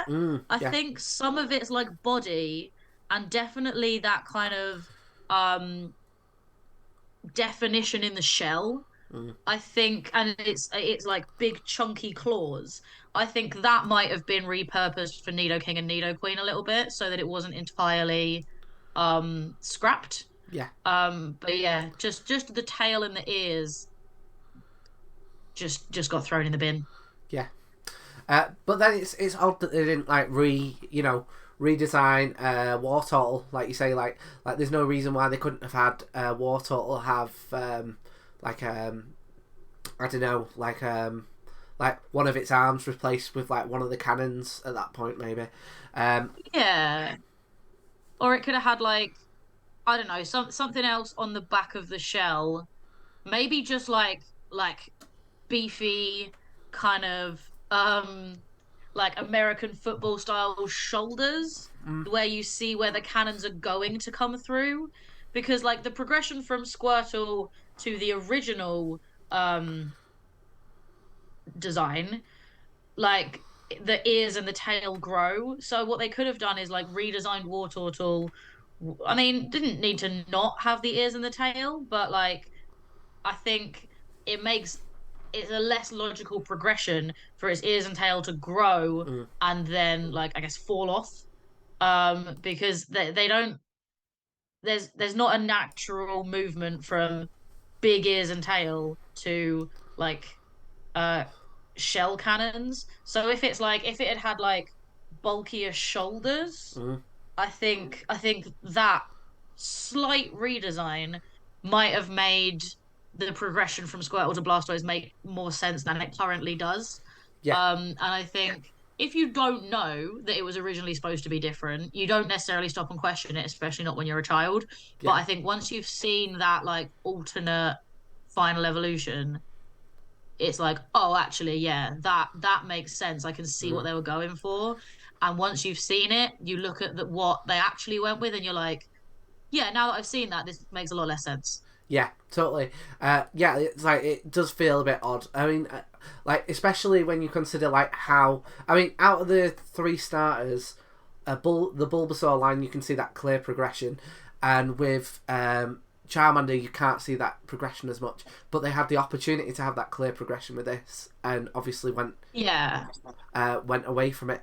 And yeah, I'm sure I heard somewhere that like Blastoise got moved over, um, because the rumor is, isn't it, that Venomoth and Butterfree got swapped. And that makes sense because like Venonat and Butterfree have the same eyes and hands. Um, and uh I think yeah, I think it does make sense. I think I believe that Yeah, so do I. easily. There we go. A little plug for the next show. We're going to be doing Caterpie, Metapod, Butterfree. Um, but yeah, I'll tell you something else that I discovered with Wartortle, and I only discovered it today, and we chatted about it briefly off stream, which was that when I put this out on the OBS and it goes live, it connects to my Twitter, and then we like reshare it out. And when I went to reshare it, it was like, oh, there's like a Twitter sensitivity on the tweet. You're gonna have to change around with your settings, and I've not looked into it because obviously we went live and then basically went straight in.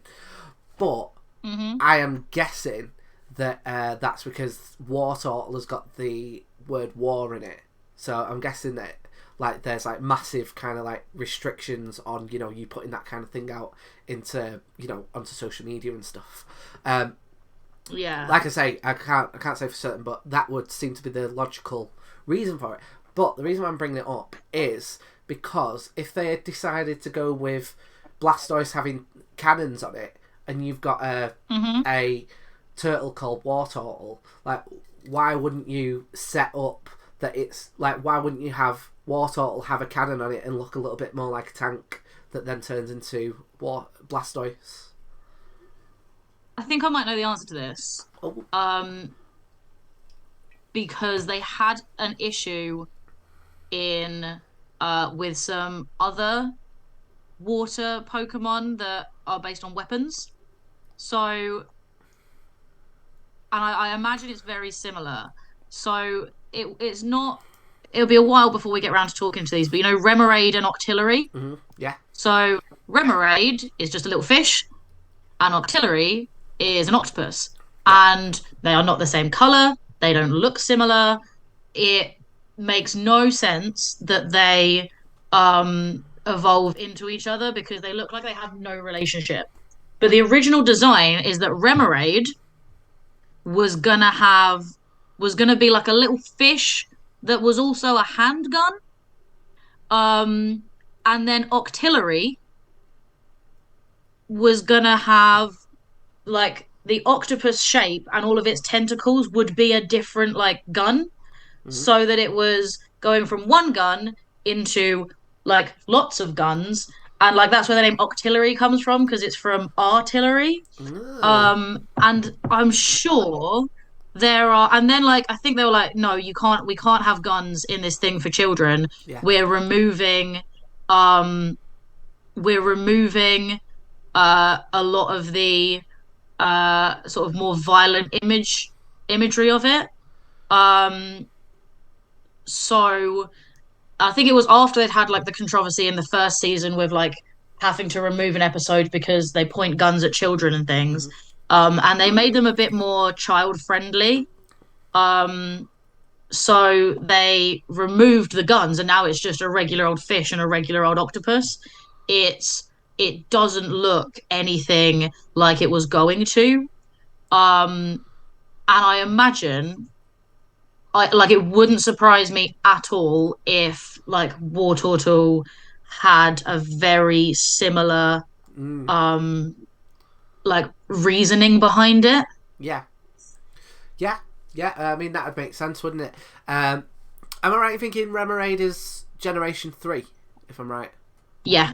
Because Yeah. like that was the one where they broke away from there being. It's like the first one was 151, and then the next one was 251, and I think that one's 378, if I'm right. So it is I mean, it's a bit odd that they didn't go. Right, we've had this Pokemon that's like massively changed and now doesn't make any sense. Why don't we just remove it and have 376? I think the original designs were even possibly earlier, but they just ended up not being in the game. But then uh no, it was Generation 2 even. Ignore me. It was Generation 2. But like um you can see what it was meant to be. You can see the idea a lot more in the original designs, which they do also they are also floating around the internet. If you just type in Oh, original Remoraid design, well, it comes up. I'll whack them on dead quick Uh, because you just sent them over to me. So yeah, I mean they do look pretty cool. I mean, I they feel look cool, but I also understand why they didn't want children thinking, I am friends with a cute little gun. Because, like, you do, when you're a kid, you bond with your Pokemon and you feel good about it and you go, oh, this one's my friend. And they're like, this one's your friend. It's a fucking gun. Guns are not your friend. yeah, I definitely understand why they opted out of this. And I think, they do have Pokemon based on weaponry, but, like, it's based on, like, swords and stuff, mm, like archaic things that are cool. And, like, you can't really just go and pick up a sword from wherever in a way that like children can sadly get access to guns that they really shouldn't. yeah. I mean what I would say upon looking at that design, I feel like they didn't change Remoraid that much, to be honest. Yeah, like when you look at Remoraid, you don't it's not obvious. You don't go, "Oh yeah, this could easily be a gun." But then when you look at the original design, they like it is a lot more gun shaped. It's just got the same face. Mm, Um And then yeah, Octillery looks a lot different because it looks like a soldier and a tank. And then the end design is quite different because it does just look like an octopus. mm. Yeah, Yeah, it does. It's just an octopus. it's just regular octopus. Um, and I mean, I feel like I had heard that. Yeah, like it's got the flippers. That's for the flippers. Like the legs, the tentacles. That's what they're called, isn't it? They're like Yeah. they're like curled back to kind of look like wheels, aren't they? Um, but yeah, So yeah. um, it is. It's just one of those things where as when we have chats like this, I think to myself like surely Game Freak must know that if they were to like release some of this kind of like behind the scenes, like how this happened, why this happened, like they could release that as like a book, or I don't know, like a YouTube thing in order to like promote their series, and they could get like I'd probably buy that book, like what happened behind the scenes, like why Butterfree and Venomoth ended up getting swapped over, like it, but they're like so secretive, and I don't know why. Like, what's the need for it? Yeah, I think I really don't know. I find these kind of like glimpses into the process behind things really, really interesting. Mm. And I would also read that book. And I am not above deciding that I'm going to be an investigative journalist now and just like do like a John Ronson book, just like talk to a bunch of people who are involved and see if they want to answer some questions and put it in a book. I would do that. I reckon it would sell.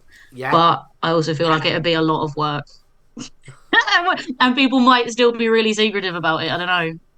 They might not So there you want go. to talk to me.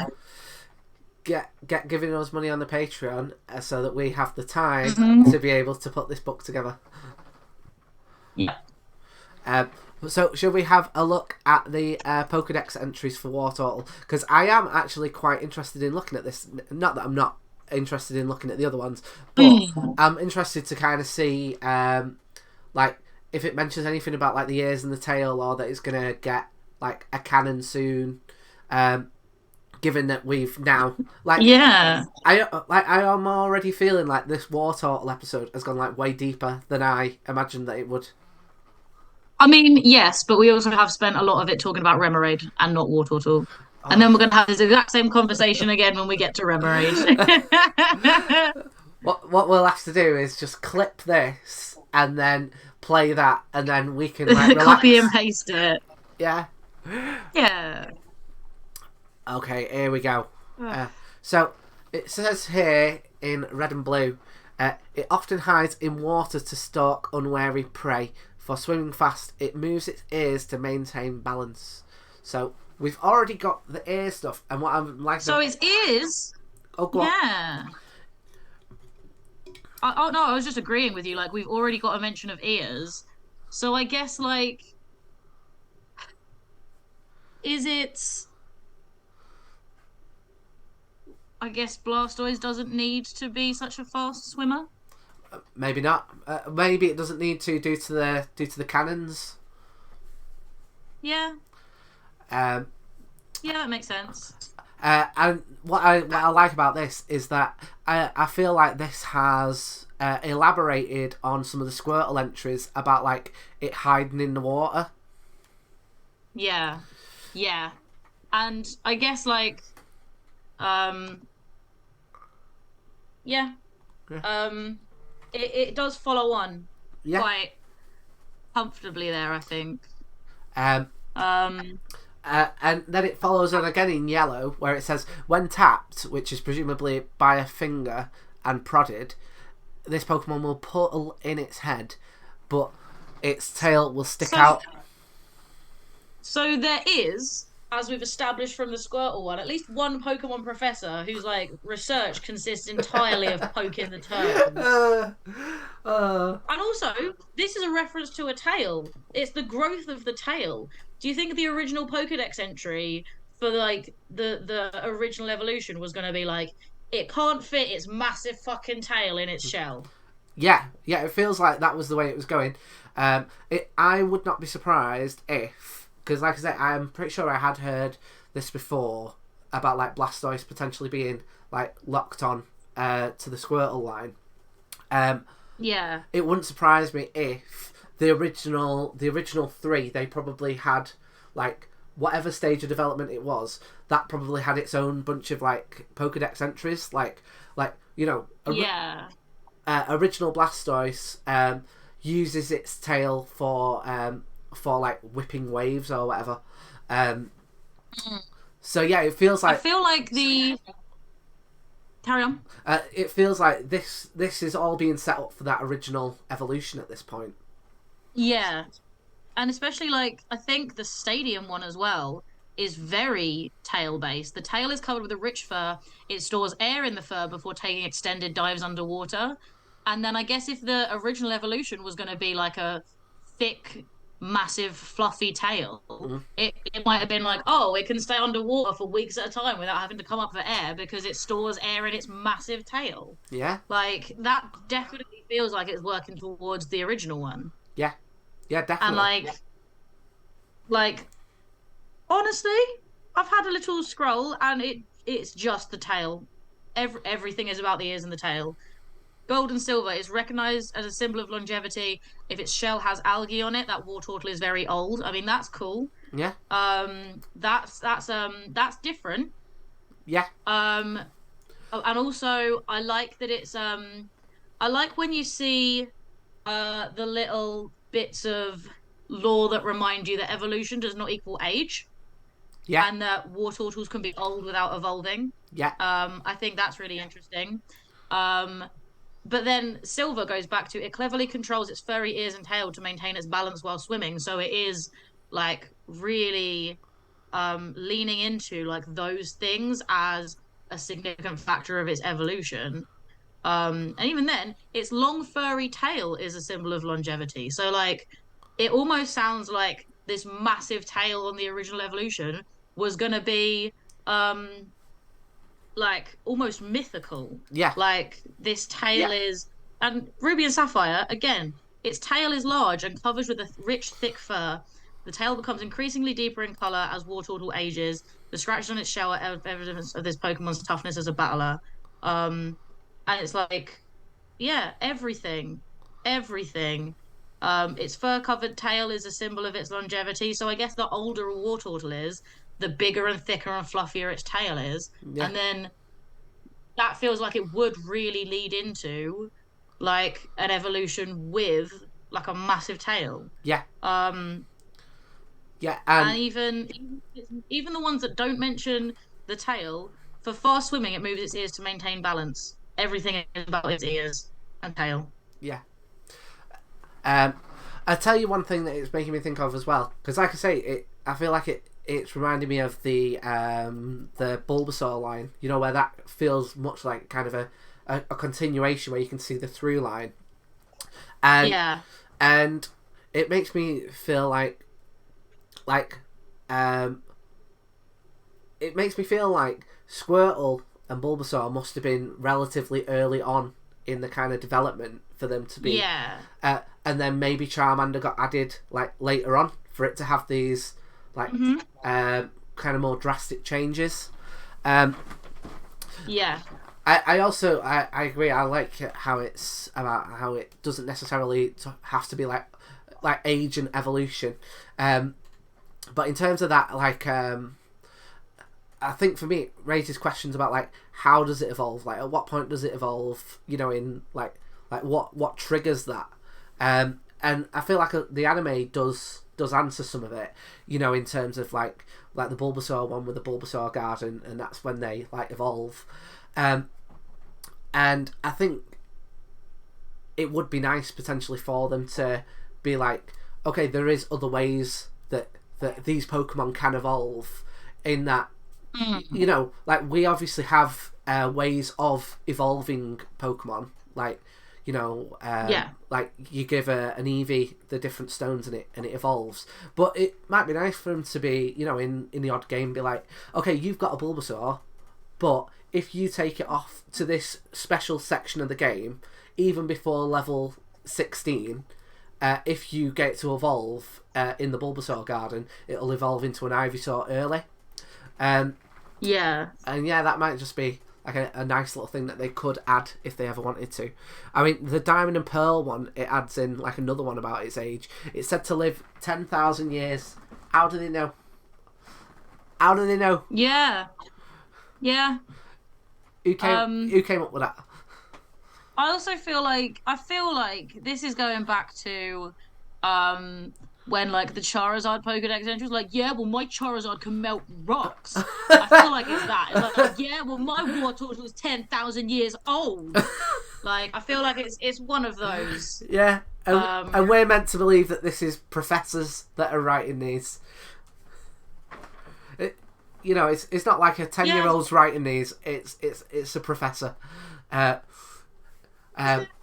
Yeah, it feels like there's some beef now. It feels like that Diamond and Pearl one had a bit of a chip on their shoulder. Yeah. But I mean, and I feel like everyone else, because where it says it is said to live 10,000 years. Well, who fucking said it? For a start, I would like to know what it is. that is saying this so that I can judge for myself if I trust their judgment. Because like, imagine you are a being that is capable of living for 10,000 years, right? And you will let yourself be caught in a little ball and bossed around by a child that is going to die in like 100 years max. Like, like why? Like that human being lives for like a second of your lifetime, a Mm. tiny fraction. Why would you even bother bonding with it? Mm. Like, just go and hang out with all the other immortals. Like, no, Uh, I don't. That doesn't make sense. do Blastoise also live for 10,000 years? I don't know. Because imagine if it doesn't, and it's just like there's all these ancient war turtles, and all of the ones that evolve like die young. Mm? Like the Kesha song? Yeah, and like imagine the existential crisis of being a war turtle, having to decide between living for 10,000 years or becoming your most powerful form. And it's one or the other, Mm. and you don't like you can either evolve into a Blastoise with um you know big powerful jets, or you can live forever as like a pokey little war turtle. Yeah, and all you need to put up with is a bit of algae in your tail. I know which one I'd pick. Yeah, I'd, I feel like have you seen the end of The Good Place? uh, no, don't think so. Oh, I won't spoil it then. Well, it's all right. Well, I don't know if we should spoil it on stream. Tell you what, you tell me off air what happens. Okay. I know that there's like a, what's it called now? There's like a film where like these beings live for like thousands and thousands of years, and the Queen song "Who Wants to Live Forever" was like written for it. Highlander is what it's called, and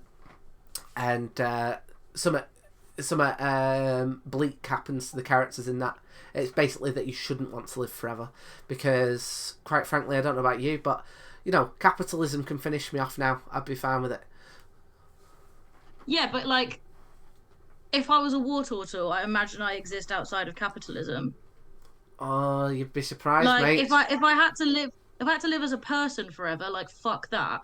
But if I was a war turtle, like I don't have to um, have a job. I get to just like vibe with my pretty ears Yeah, um, and my but furry tail. it is canon that there is shops in the Pokemon universe, so capitalism must exist over there. That's not true. Yeah, Pokemon. Yeah, but like you can have a shop and not have like it doesn't have to be capitalist. Shops exist in other structures, in other political and societal structures. You still have shops, you just don't have this like rampant capitalism that is dependent on exponential growth. Like you Mm. can still have trades and markets without it being capitalism. Capitalism isn't the existence of shops. So I'm showing my lack of knowing enough about politics right now. Yes, you are. Yeah. Right. Let's see what else we've got going on here. We've got more about tapping it. We've got more about being 10,000 years old. More about tapping it. More about its lovely tail. More about longevity. Do you know what, right? It feels like they went real hard on the longevity in the tail. Yeah, and then when they changed up the final evolution, that it didn't have the bigger, fancier tail. They did not bother to rewrite anything Mm. or Wartortle to direct attention away from the tail. Yeah, like you'd have thought that they might have rewritten it, a couple of generations in, when it's like right, well, is like the normal Blastoise is here to stay now. So why don't we have a look at changing some of that stuff about its tail? But no, they kept it all odd. Yep. All right. Well, Yep. should we have a look and see what Smogon's got? Because I'm guessing it will be yeah. So it's not got not got great stats, but I think that we kind of we got here NFE, which what does that stand for again now? Which is like never frequently used, which I think not fully evolved. So that's like a special subset of it. Yeah. Oh, I just closed it 1 sec. But yeah, I don't think that this will come as a surprise that because it is the middle evolution, unless you are doing a thing where it's like specifically that you are not using end stage Pokemon. It's probably a good chance that you are you're gonna pass Wartortle over Blastoise, aren't you? Yeah. Yeah. Yeah. Like no one's picking Wartortle. No one's keeping Wartortle. But that is the case for all middle evolutions. It's not a Wartortle issue. Yes, totally. I think it looks pretty cool in its little image there. But yes, it's much like Ivysaur, much like Charmeleon. I think it is. I think it's overlooked because of its place as the middle evolution, and probably even more so because of maybe that addition of Blastoise that's added on. You know, this like changeover where it changes from the original through. It almost feels like this unnecessary middle at that point. Yeah. Yeah. I mean, that is basically what the middle evolutions of starters always are, though. Yeah. So should we give it our Trubbish rating? Let's do it. Okay. What are you feeling? Well, I gave Squirtle an 8, and I feel like before we looked into it to the level that we did, I'd have probably given it a 6. But I feel like given how it kind of got a bit messed about by its end evolution and kind of justification being changed, plus the fact that it had all that kind of cool stuff in the Pokedex entries, I'm going to give it a 7, but because which I feel is a fair, if even a tiny bit high. Yeah, I was feeling like a 6.5 because I feel like Wartortle inspires more questions than it answers, and I would really like just a more understanding of like what happened and all that stuff, and like how it changed, why they didn't like amend Wartortle in any way. And like I guess they've got a lot going on. The um the reason can just be we were busy and it didn't make like such horrendous sense that like you wouldn't still buy it, which is fine. But I think you don't see a lot of Wartortle. It's very much a kind of like stepping stone to a different Pokemon, and then it I like the kind of ideas that you see in it, but I don't know enough about them, and I really want to. Yeah. I really want to like understand what they were thinking first in order to get like a better idea of kind of who Wartortle was supposed to be. Yeah, I've had a thought of a hot take whilst you were just what I think would be cool, given everything that we've learned about Wartortle, what they could do if they wanted to. Not that they would, but Pokemon Company, if you want to watch this channel, you feel free to, and get in touch with us for ideas, because I'm sure I'd have that job. I'm sure you'd have that job. if you get a Wartortle to level 100, without evolving it, when it gets to level 100, its tail turns green. For all the Is it algae. because it's yeah. I think if they did if like Wartortle got its own like mega evolution, which it won't because Blastoise has one, but if Wartortle had anything like that and it was like had like an homage in it to the original design, I think that'd be quite cute. Just um something that I guess acknowledges that we know, you know? Mm, Yeah, yeah. that's how I Uh, feel. and there we go. Little teaser for the next episode, the Blastoise episode. I have got some spicy takes on Blastoise's mega evolution. So tune in Ooh. for that. Right, should we go back into the break? Yeah, let's do a little break. Yeah. So yes. Do you know what? Right. I don't know how long that was, but that was like well more than I thought it was going to be. Yeah, it definitely was. Um, Like that could have been that easily if it hadn't been for the alternate evolution, that easily could have been a 5 minute episode. there we go. A little teaser for the future 5 minute episodes. Which ones do we think could be 5 minute episodes?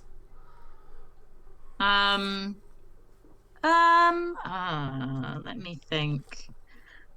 Probably more middle evolutions. Um, Anything that doesn't have like a very much of a stamp narrative. mm, Like I don't think it's going to be a 5 minute episode, but like you don't see a lot of Weedle in mm, the series. Like you see it a bit, yeah, but like I think that's going to be a shorter one than say Caterpie yeah, because obviously Ash catches a Caterpie but not a Weedle. I don't really have any like standout memories of Weedle in the show. yeah. Um same for um My mind went to Fortress.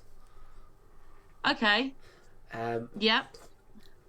Other ones that like jumped up on me. I can't see me having very much to say. Oh, I was going to say the unknown, but actually they've got like a bit more No, they're lore cool. because I think they're like binary code, aren't they, for like the universe? yeah. I think Doduo might be a short one Mm, because like Dodrio, I remember some like pretty good appearances. But not so much Doduo. mm, Seal again, like some of the gym leaders have pretty powerful dugongs, but Seal's just there being cute.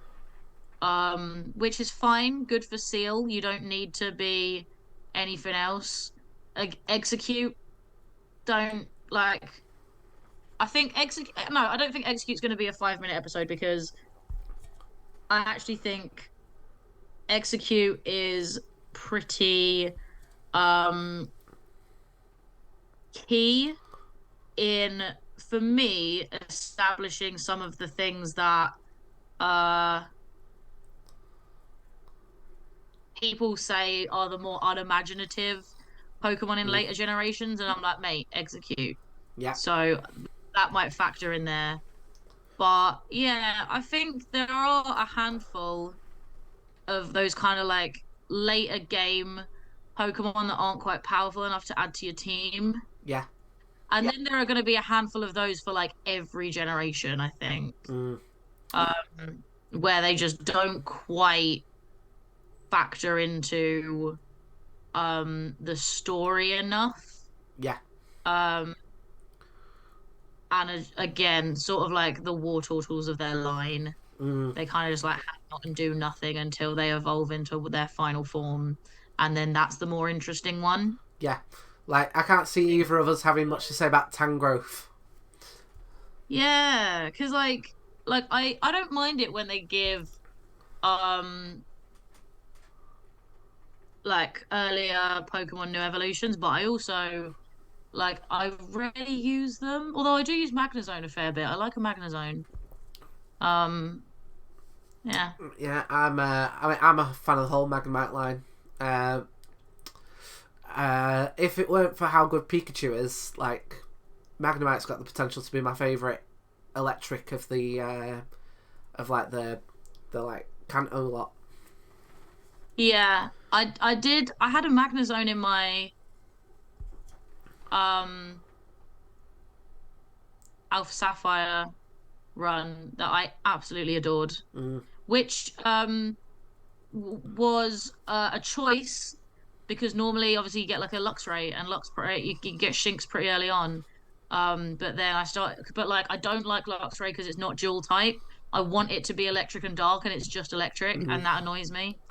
Because it doesn't get stab on dark type moves, but it can learn a shitload of them. yeah, So, I swapped out my Luxray for a Magnezone, and I fucking love it. yeah.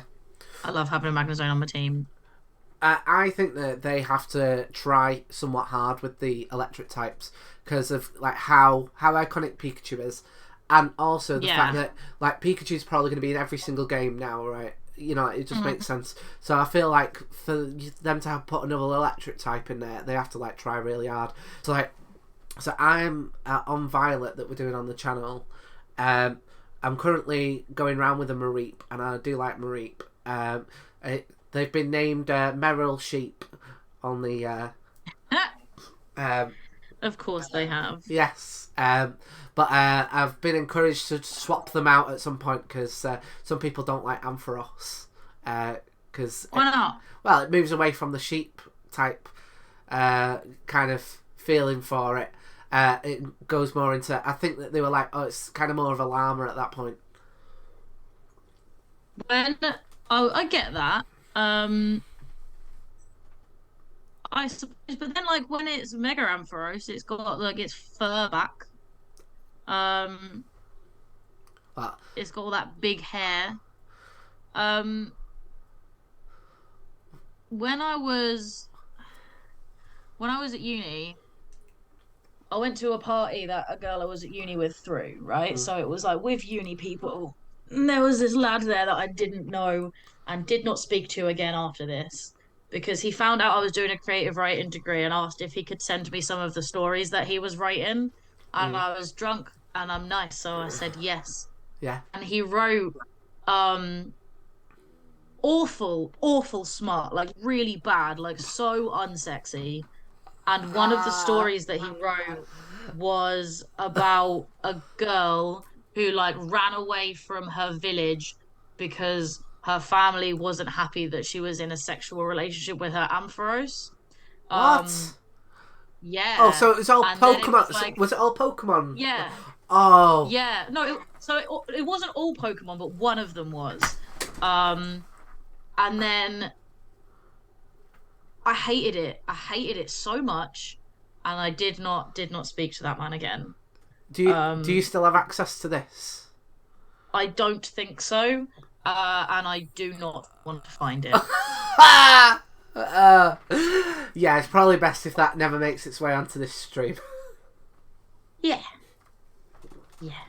Oh, um, although it has made me go for the next one. I'll see if I'll see if I can find any Caterpie Google based just Google for the Ampharos Smart. Ampharos. You can search for it. I'm not having that in my browser history again. uh, Ow. We'll do a dramatic. You can do a dramatic reading of it for the Patreon. Yeah, there we go. There's another thing we can stick on the Patreon. Poke I, Smut. I know I said it, but I really don't like. I don't like when people are horny about Pokemon. It makes me so uncomfortable. Uh, Like for me, it's like an inherently innocent thing. Like they lay eggs, and the daycare man doesn't know where they come from. Okay, there is like it happens by magic, uh, and I don't um I like for me playing Pokemon is like regressing to my childhood and like not having like a horny element to it is a part of that. Yeah, And like in a comfortable way, not in like a I regress in a bad way, but it's like I need to just take some time out from the real world and just exist with Pokemon for a bit. yeah. Um, and when people are horny about Pokemon, it winds me up so much. I don't like it. I Mm. don't like it. Uh, It just bad, bad, bad, bad. I used to have someone who I used to like when I was in my teen years, and she used to like cosplay as like kind of sexy Pokemon, and that wasn't the reason why I liked her either. I found that out like afterwards, but yes, I must admit I did find it. I found it odd at the time. Um, like I once interviewed a cosplayer who did. She had like a photo shoot that she called "Stupid Sexy Psyduck," where she like had like a slutty costume on. Well, it was it. I feel like slutty is probably the bad word because she looked like it was cute. And she had a massive like paper mache Psyduck head, and she was so nice. She was lovely to talk to. And she was really friendly, and I really enjoyed talking to her. She was really nice, but like this photo shoot is just fucking hilarious. And like this, because it's like tongue in cheek, it's not trying to yeah, be like it's not yeah, it knows the Psyduck head isn't sexy, yeah, and it's the juxtaposition of like of that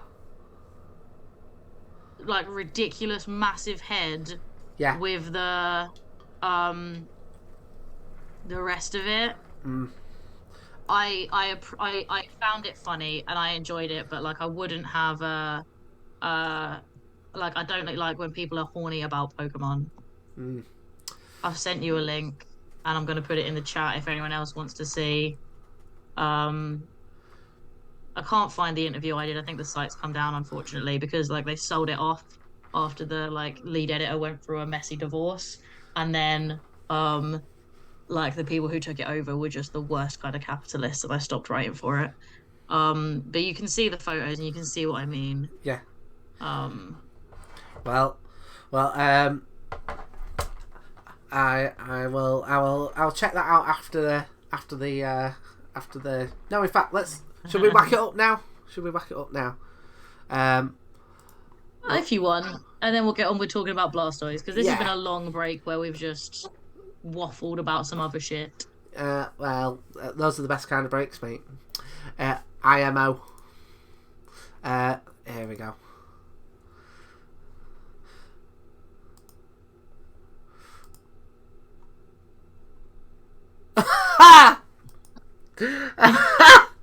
Oh, do you know what? I did not expect it to be like that at all. What were you picturing? I'll tell you what I was picturing. I was picturing. Oh, come on. Where's it gone? Whilst that's just loading up, what I was imagining was the there it is. It starts. I was imagining the Psyduck head on like a Psyduck body. Okay, no, it's the other way around. It's Psyduck head on a sexy body. Yeah, no, I was expecting for it to be like like for them to be wearing like a yellow bodysuit, and then and then the massive head. So I wasn't expecting that at all. So yeah, I think that the humorous aspect to that is more than justifies anything. Yeah, more than justifies it. So good on your mate for doing it. So let's go into Blastoise, the last of the starter evolutions. We mentioned it in some of the previous episodes. You have had a Blastoise that you have had in your team. Is that correct? Yep, that is accurate. And would you say that it's like can you like remember using it more or less than the other two? Nah, about the same amount. Like again, like I said, all my runs really blur into one. Um, I've used plenty of Blastoises over the years, and I did not keep track of like how many uh of each like starter I did. But I do. I know I used it a couple of times, and I think like my main takeaway from Blastoise, like Hydro Pump's a good move. Mm, But I think your point about water Pokemon being very common mm, and being like there being a good selection of water Pokemon. I think you can definitely tell that with Blastoise because like so Hydro Pump is a good move, but you also get given a free Lapras, which can learn Hydro Pump as well and also has pretty good stats. So if you don't pick Squirtle, if you pick one of the other starters, by the time you've got a Blastoise, you've also mm, got a Lapras, which has a very similar Pokemon to use on your team. mm, You get that option, and it's really powerful, and one of Ash's Pokemon. So you have that connection to the show as well, mm. and you just get given it when you bump into Gary at the Team Rocket headquarters or Dickface or whatever you call your rival. Um, and I think like, and then the other move that is like Blastoise's signature move is Skull Bash, Mm, which is a good move. But if its signature move is normal type, it's not a water type move, so it loses its stab.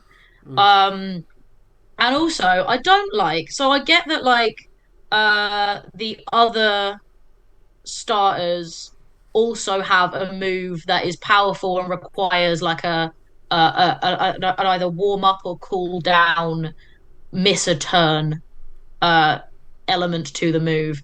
But the fact that Blastoise is Skull Bash and it wastes a whole turn to lower its head, like they could have come up with something more creative than that yeah. because it meant I just didn't ever use Skull Bash. Uh, No, despite how powerful it was. I used it so little that you mentioning Skull Bash, like I would not have been like, oh yeah, that's like its other move. Like that's how. It is its signature move. Uh, That is its signature move.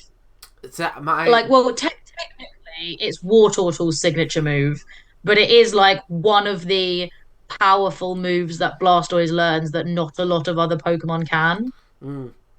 because I my mind immediately goes to you get Hydro Pump as its like signature move, and I think that that's partly as No, well. Oh, go on. you get Hydro Pump at level 49, and its base power is 110, but you get Skull Bash at level 56, and its base power is 130. Wow, I never knew that. So Skull Bash is the more powerful move, but you don't get but it's the one that takes an extra step and you don't get stabbed from it. And I feel like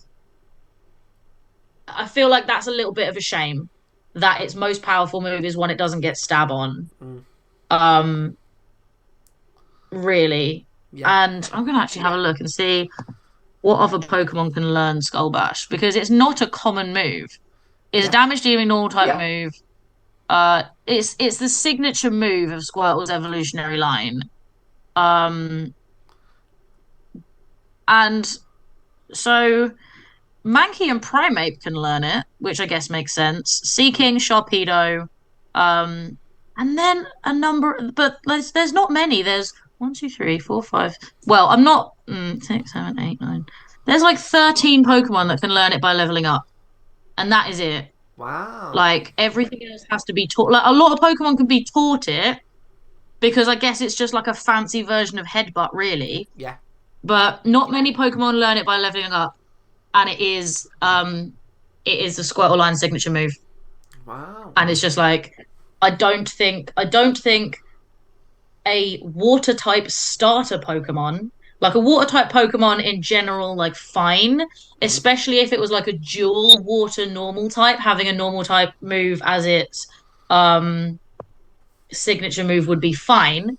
But I think having a water type starter have its signature move be normal type was not a great call, no. No. personally. Because I think another reason why I don't know if you ever did this, but this again is showing how stupid of a child I was. I used to.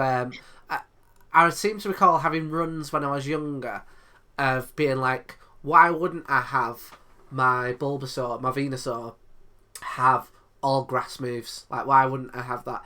And like with Mm. like my Squirtle, I'd have been like, well, why wouldn't I have them have all water type moves? And obviously now I'm a bit older, I know it's about like kind of like variety and stuff like that. But um, Yeah, you can strategize a bit better yeah, if you are open to other types of moves. But I don't disagree. Like this is why I still like using dual type Pokemon because then I get like wider coverage of what I'm strong against and what I'm resistant to, and wider coverage of stab moves mm, as well. Because I think that is like it's so much easier to like one shot things yeah, with like a powerful move that also has stab. yeah. Like Like you don't need to do that much strategy to get far in Pokemon. no, not at all. Like honestly, for years I was like, why would I bother with like a status move, when I can just just like go hard on attack for basically everything. Why am I bothered about them dropping down their defense and stuff like that? Why wouldn't I get rid of Tail Whip? And I'm guessing, even though I can't remember this happening, but it must have. It must have gone, do you want to put on Skull Bash for your Blastoise?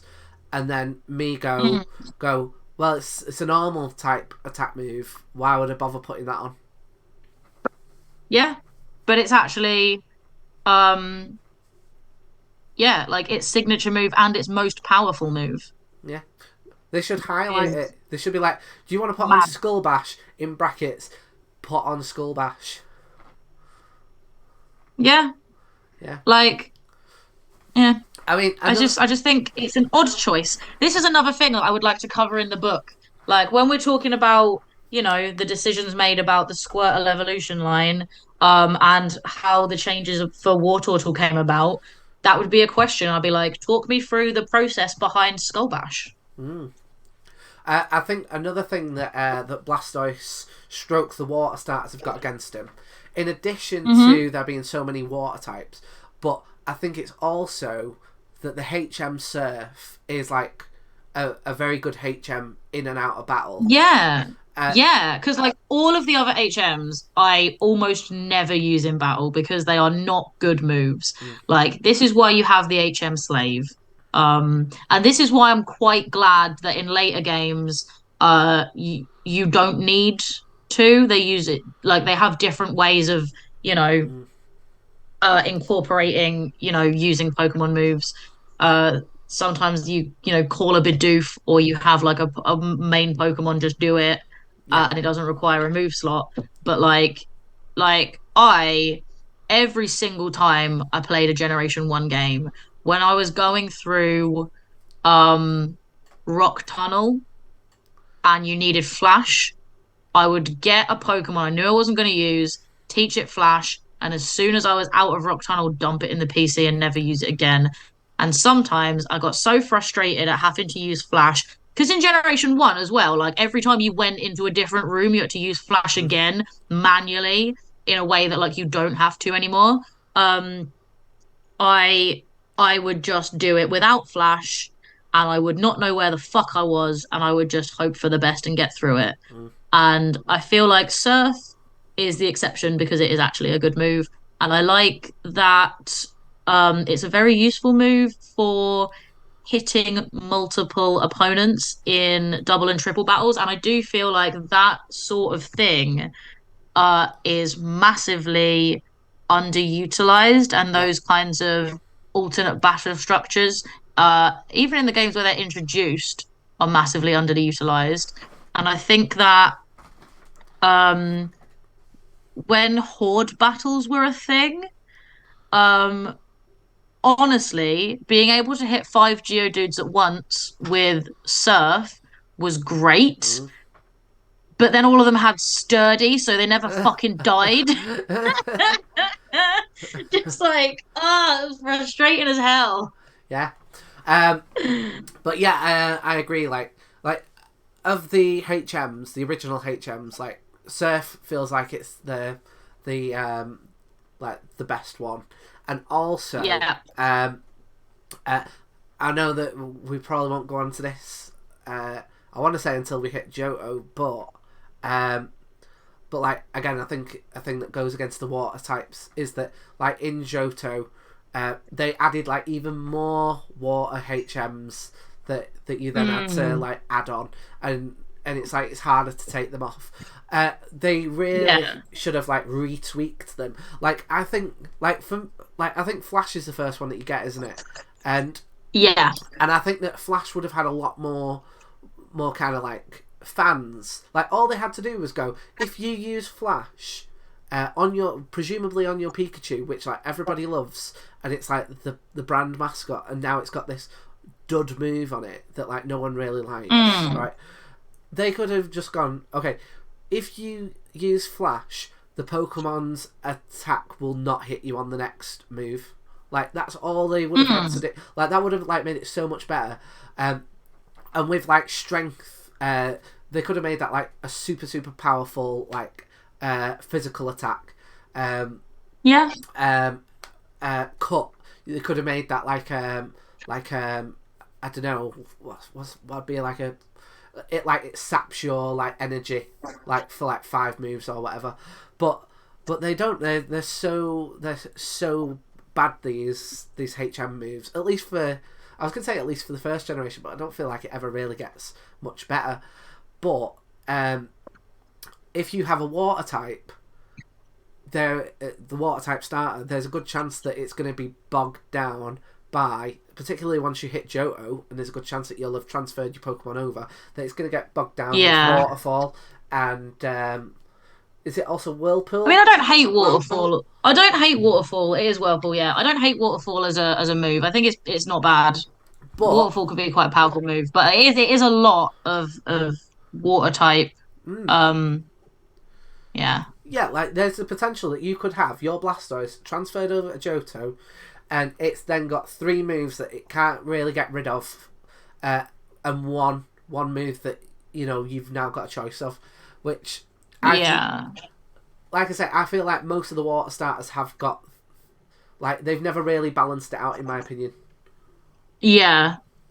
I do get that, and I think it's kind of like I get how it happened because like I don't you can't really use fire moves in the same way to interact with the world around you.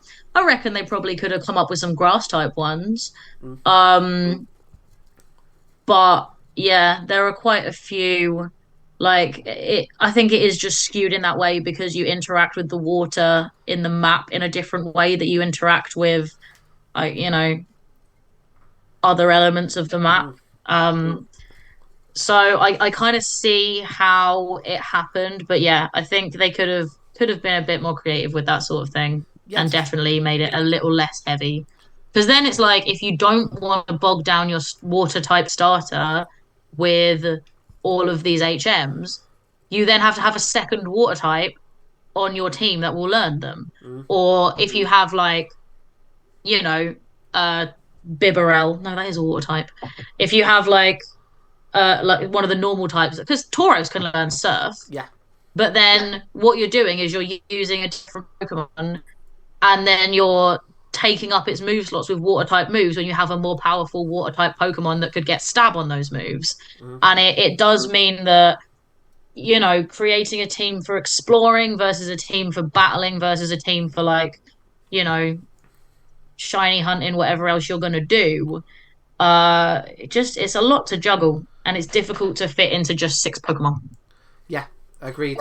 Agreed. And again, I think I've said in the past, like my head canon is that like the Pokemon League basically say that you're not allowed more than 6. So as a result, Yeah, um, but yeah, it is. It makes it difficult. Uh, um, maybe it could have been fixed by them going like being able to make the HMs like easier to take off. But then on the flip side, you then have the potential for a player like soft locking their game. So, like, Yeah. I understand why they've done it, but I think that it has impacted HMs in particular. In addition to there being so many water types, like impacts on the water type starter for me. Yeah.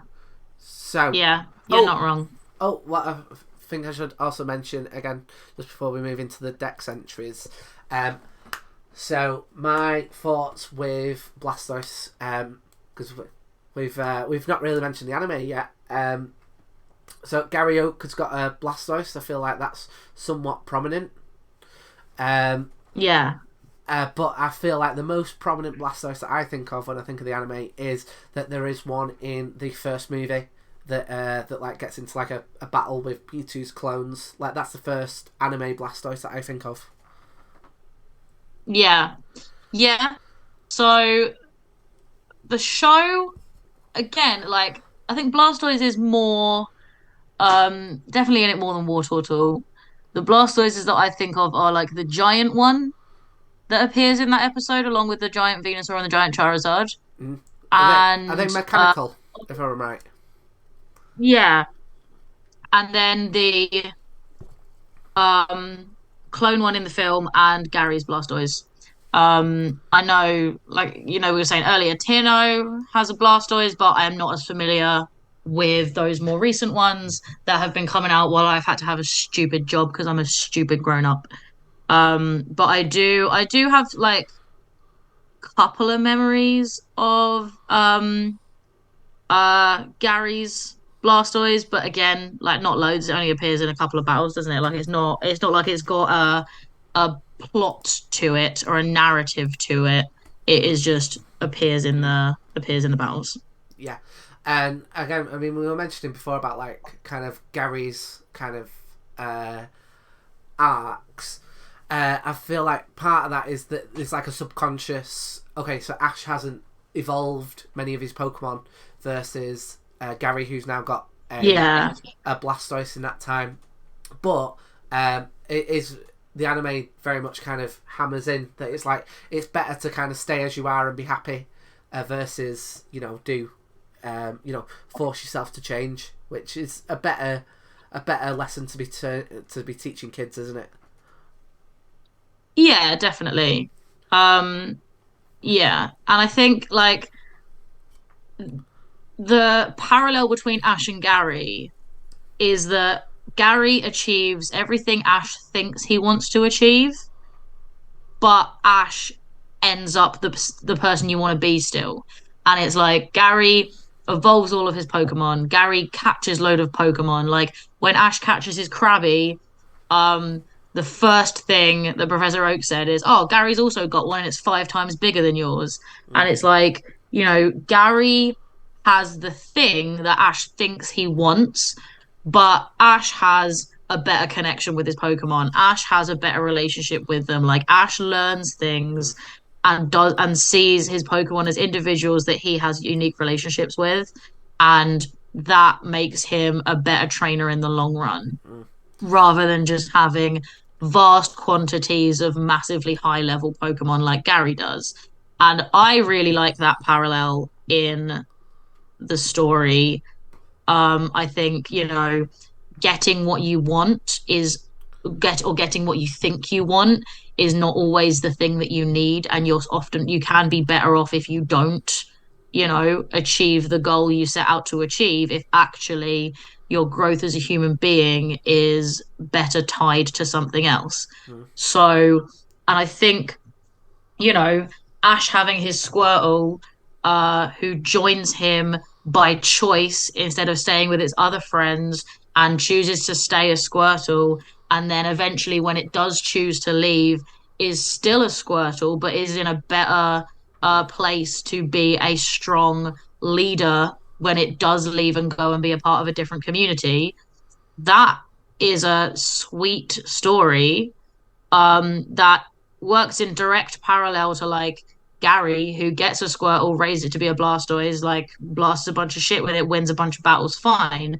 But like what Ash does is takes like a naughty, um, frustrated Squirtle with no outlet for its energy, um, teaches it how to be like a proper part of a family, and to like enforce its values, in a way that isn't just by being a little shit. And then when he sees that it's needed elsewhere in order to like thrive and flourish and really make a positive impact on the world around it, lets it go to do that. Mm. And when he set out on his Pokemon adventure, he didn't say, I want to get a bunch of Pokemon and then release them to like, you know, do whatever. But that is really what he did. He ended up with a lot of his Pokemon letting them go so that they can live up to their full potential and be like part of like a wider community and like be a positive impact on the world. But like, what's Gary's Blastoise doing?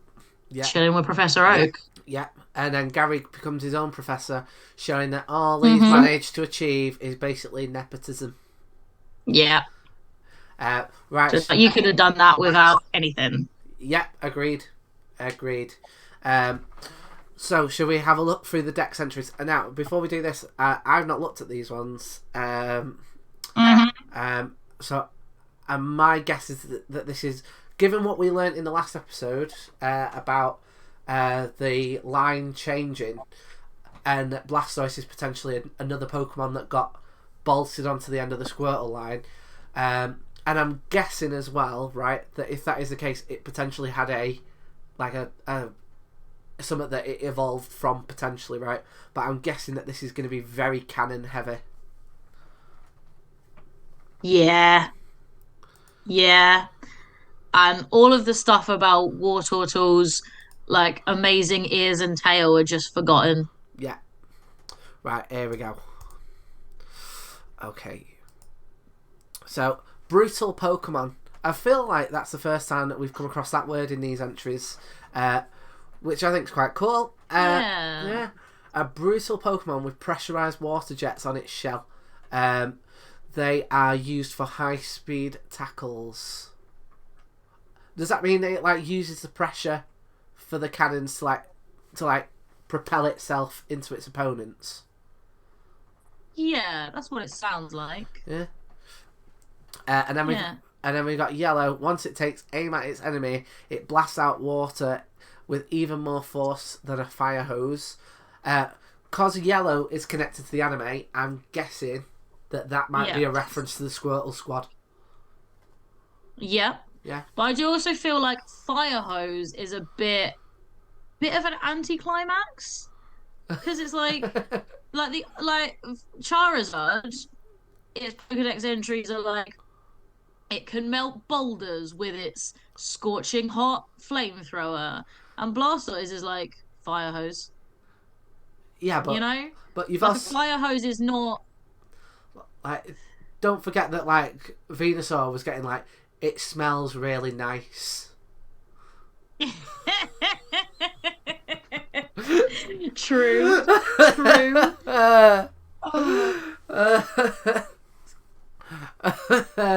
Like, if you remember when we got to this point with the Venusaur episode, you were like going, oh, I'll tell you what, if I ran a shop, I could employ some Bulbasaurs versus this, which is like the jet of a fire hose. Which, I mean, do you want to open up your own community fire station?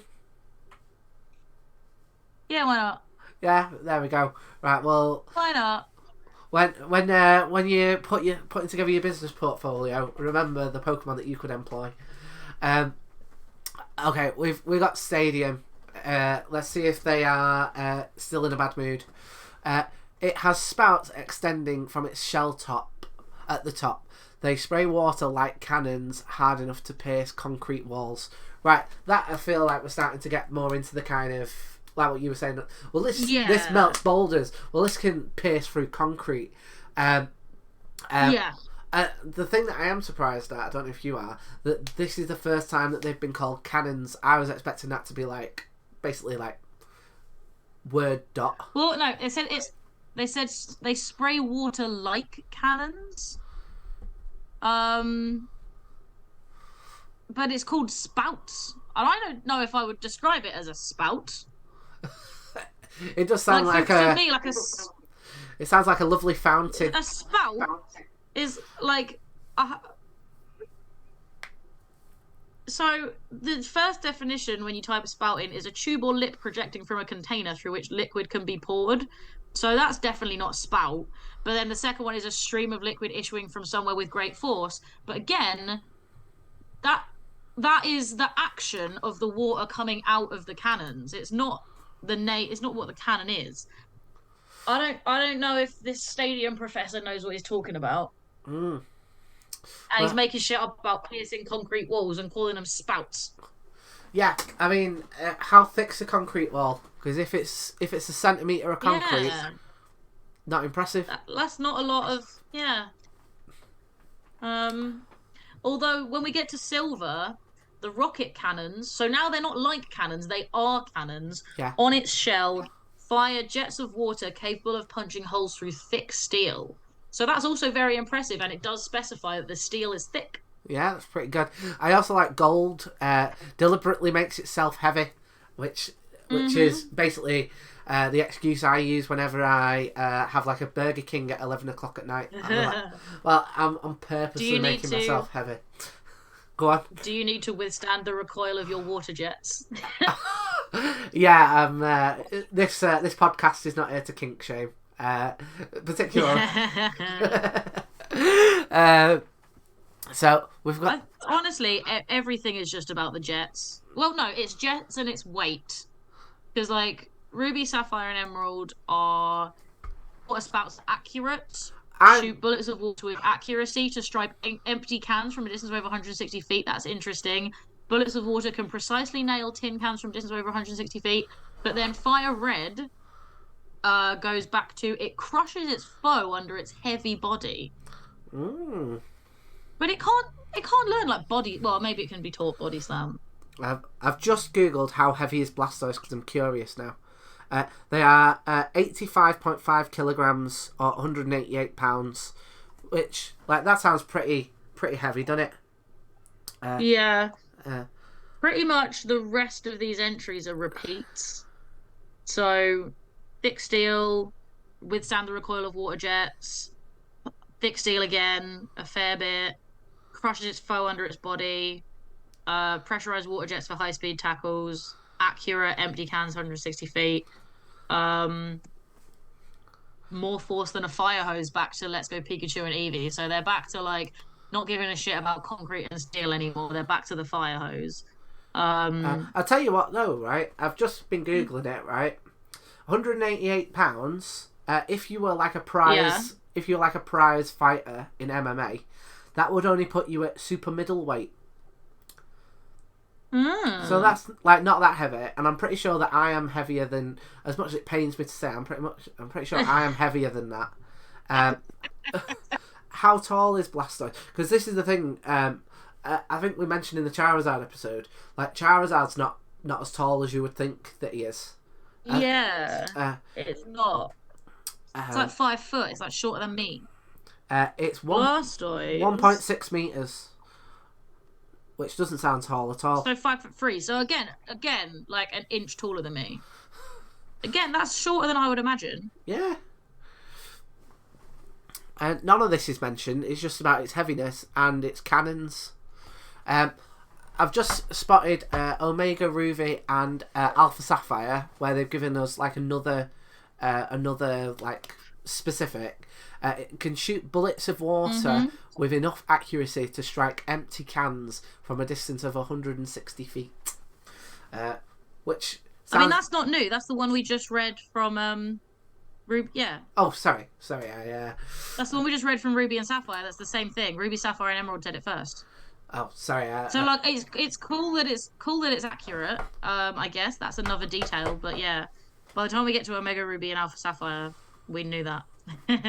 And I like the fact it said empty cans, so that we know that the cans aren't being wasted. People are going to the Pokemon professor. Well, those cans could have gone to a food bank. and they're like, instead of you getting Blastoises to shoot at them. So have we got to Sword and Shield yet? Yeah. Yeah. But that's just the same stuff again. Yeah. It's just heavy and thick steel. Oh, well, we got this one here for Shield. Has enough power to blast a hole into a mountain. Pretty impressive. That's Gigantamax Blastoise. Oh, is it? That's not regular Blastoise. Yeah. Well, I do. And also, like, Go on. how big a mountain and how big a hole? I can blast a hole in a mountain if it's just like a little bit on the surface. True that. It should be like if you it is powerful enough to blast Edmund Hillary off the top of Everest. It fires its 31 cannon. Oh, again, that's Gigantamax, isn't it? Again, Gigantamax Blastoise. Again, I do have some. You have a spicy take. Yeah, a spicy take on Mega Blastoise, who I've just put up. Normally do this, but we're gonna go on to this page anyway. Next, right? Another reason why I don't think that I would pick Squirtle these days is because it's Mega Evolution. I think that just lacks a lot of imagination. I don't love it. Like, I think, like, don't get me wrong, I don't love a lot of the Mega Evolutions. I think, like, Venusaur Mega Evolution is a bit I think Charizards are okay. Yeah. I don't think it's fair that Charizard got 2 and the others didn't, but I get it. I don't think any of the Mega Evolutions really made me go, wow, that looks great. But yeah, I think Blastoise's is just particularly meh. Yeah. Oh, let's just give it a third cannon. I mean, it's probably slightly better than Venusaur's one, but at least with Venusaur you can see the kind of again, it's following that through line that like the whole line has got, whereas this, it's just, let's just give it another gun in the middle.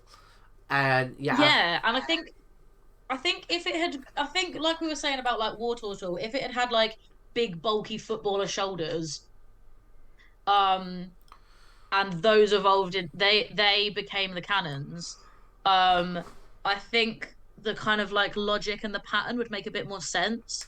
But because there isn't that natural progression, because it changed how it was going to be, I think it just exposes its clunkiness. Yeah. I think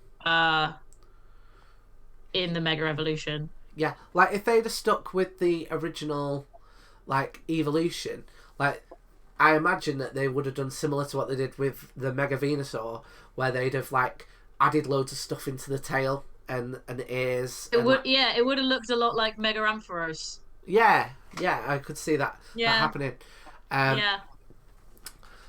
So let's because we've already got it up, let's have a look into like what Smogon says. It's actually in the NU, which, if I'm right, is never used. So like competitively, it would appear that it doesn't. It's not. I mean, it's got a lot of yellow and orange stats for a final evolution, which I think the others had at least one that was green, but like, Blastoise doesn't get any green in its stats up until it's got a Mega Evolution, which, as we've established, is but ugly. Yeah, and well, do you know what my guess with that is? Right, is that because there's so many other water types, and they probably got to do a load of balancing. I imagine that they had to bring its stats down a little bit, in order so that it wasn't like dominated by your Gyaradoses, your what would later on your Suicunes and stuff like that. So I'm guessing that that's because the water type is like working against it. Yeah, I think that's probably fair. Yeah. Right, mates. Should we do our Trubbish rating for Blastoise? Let's do it. Okay, so What would you give? What would you give Blastoise? oh, this one's difficult. This one's difficult. I feel like I'm going to be controversial, right?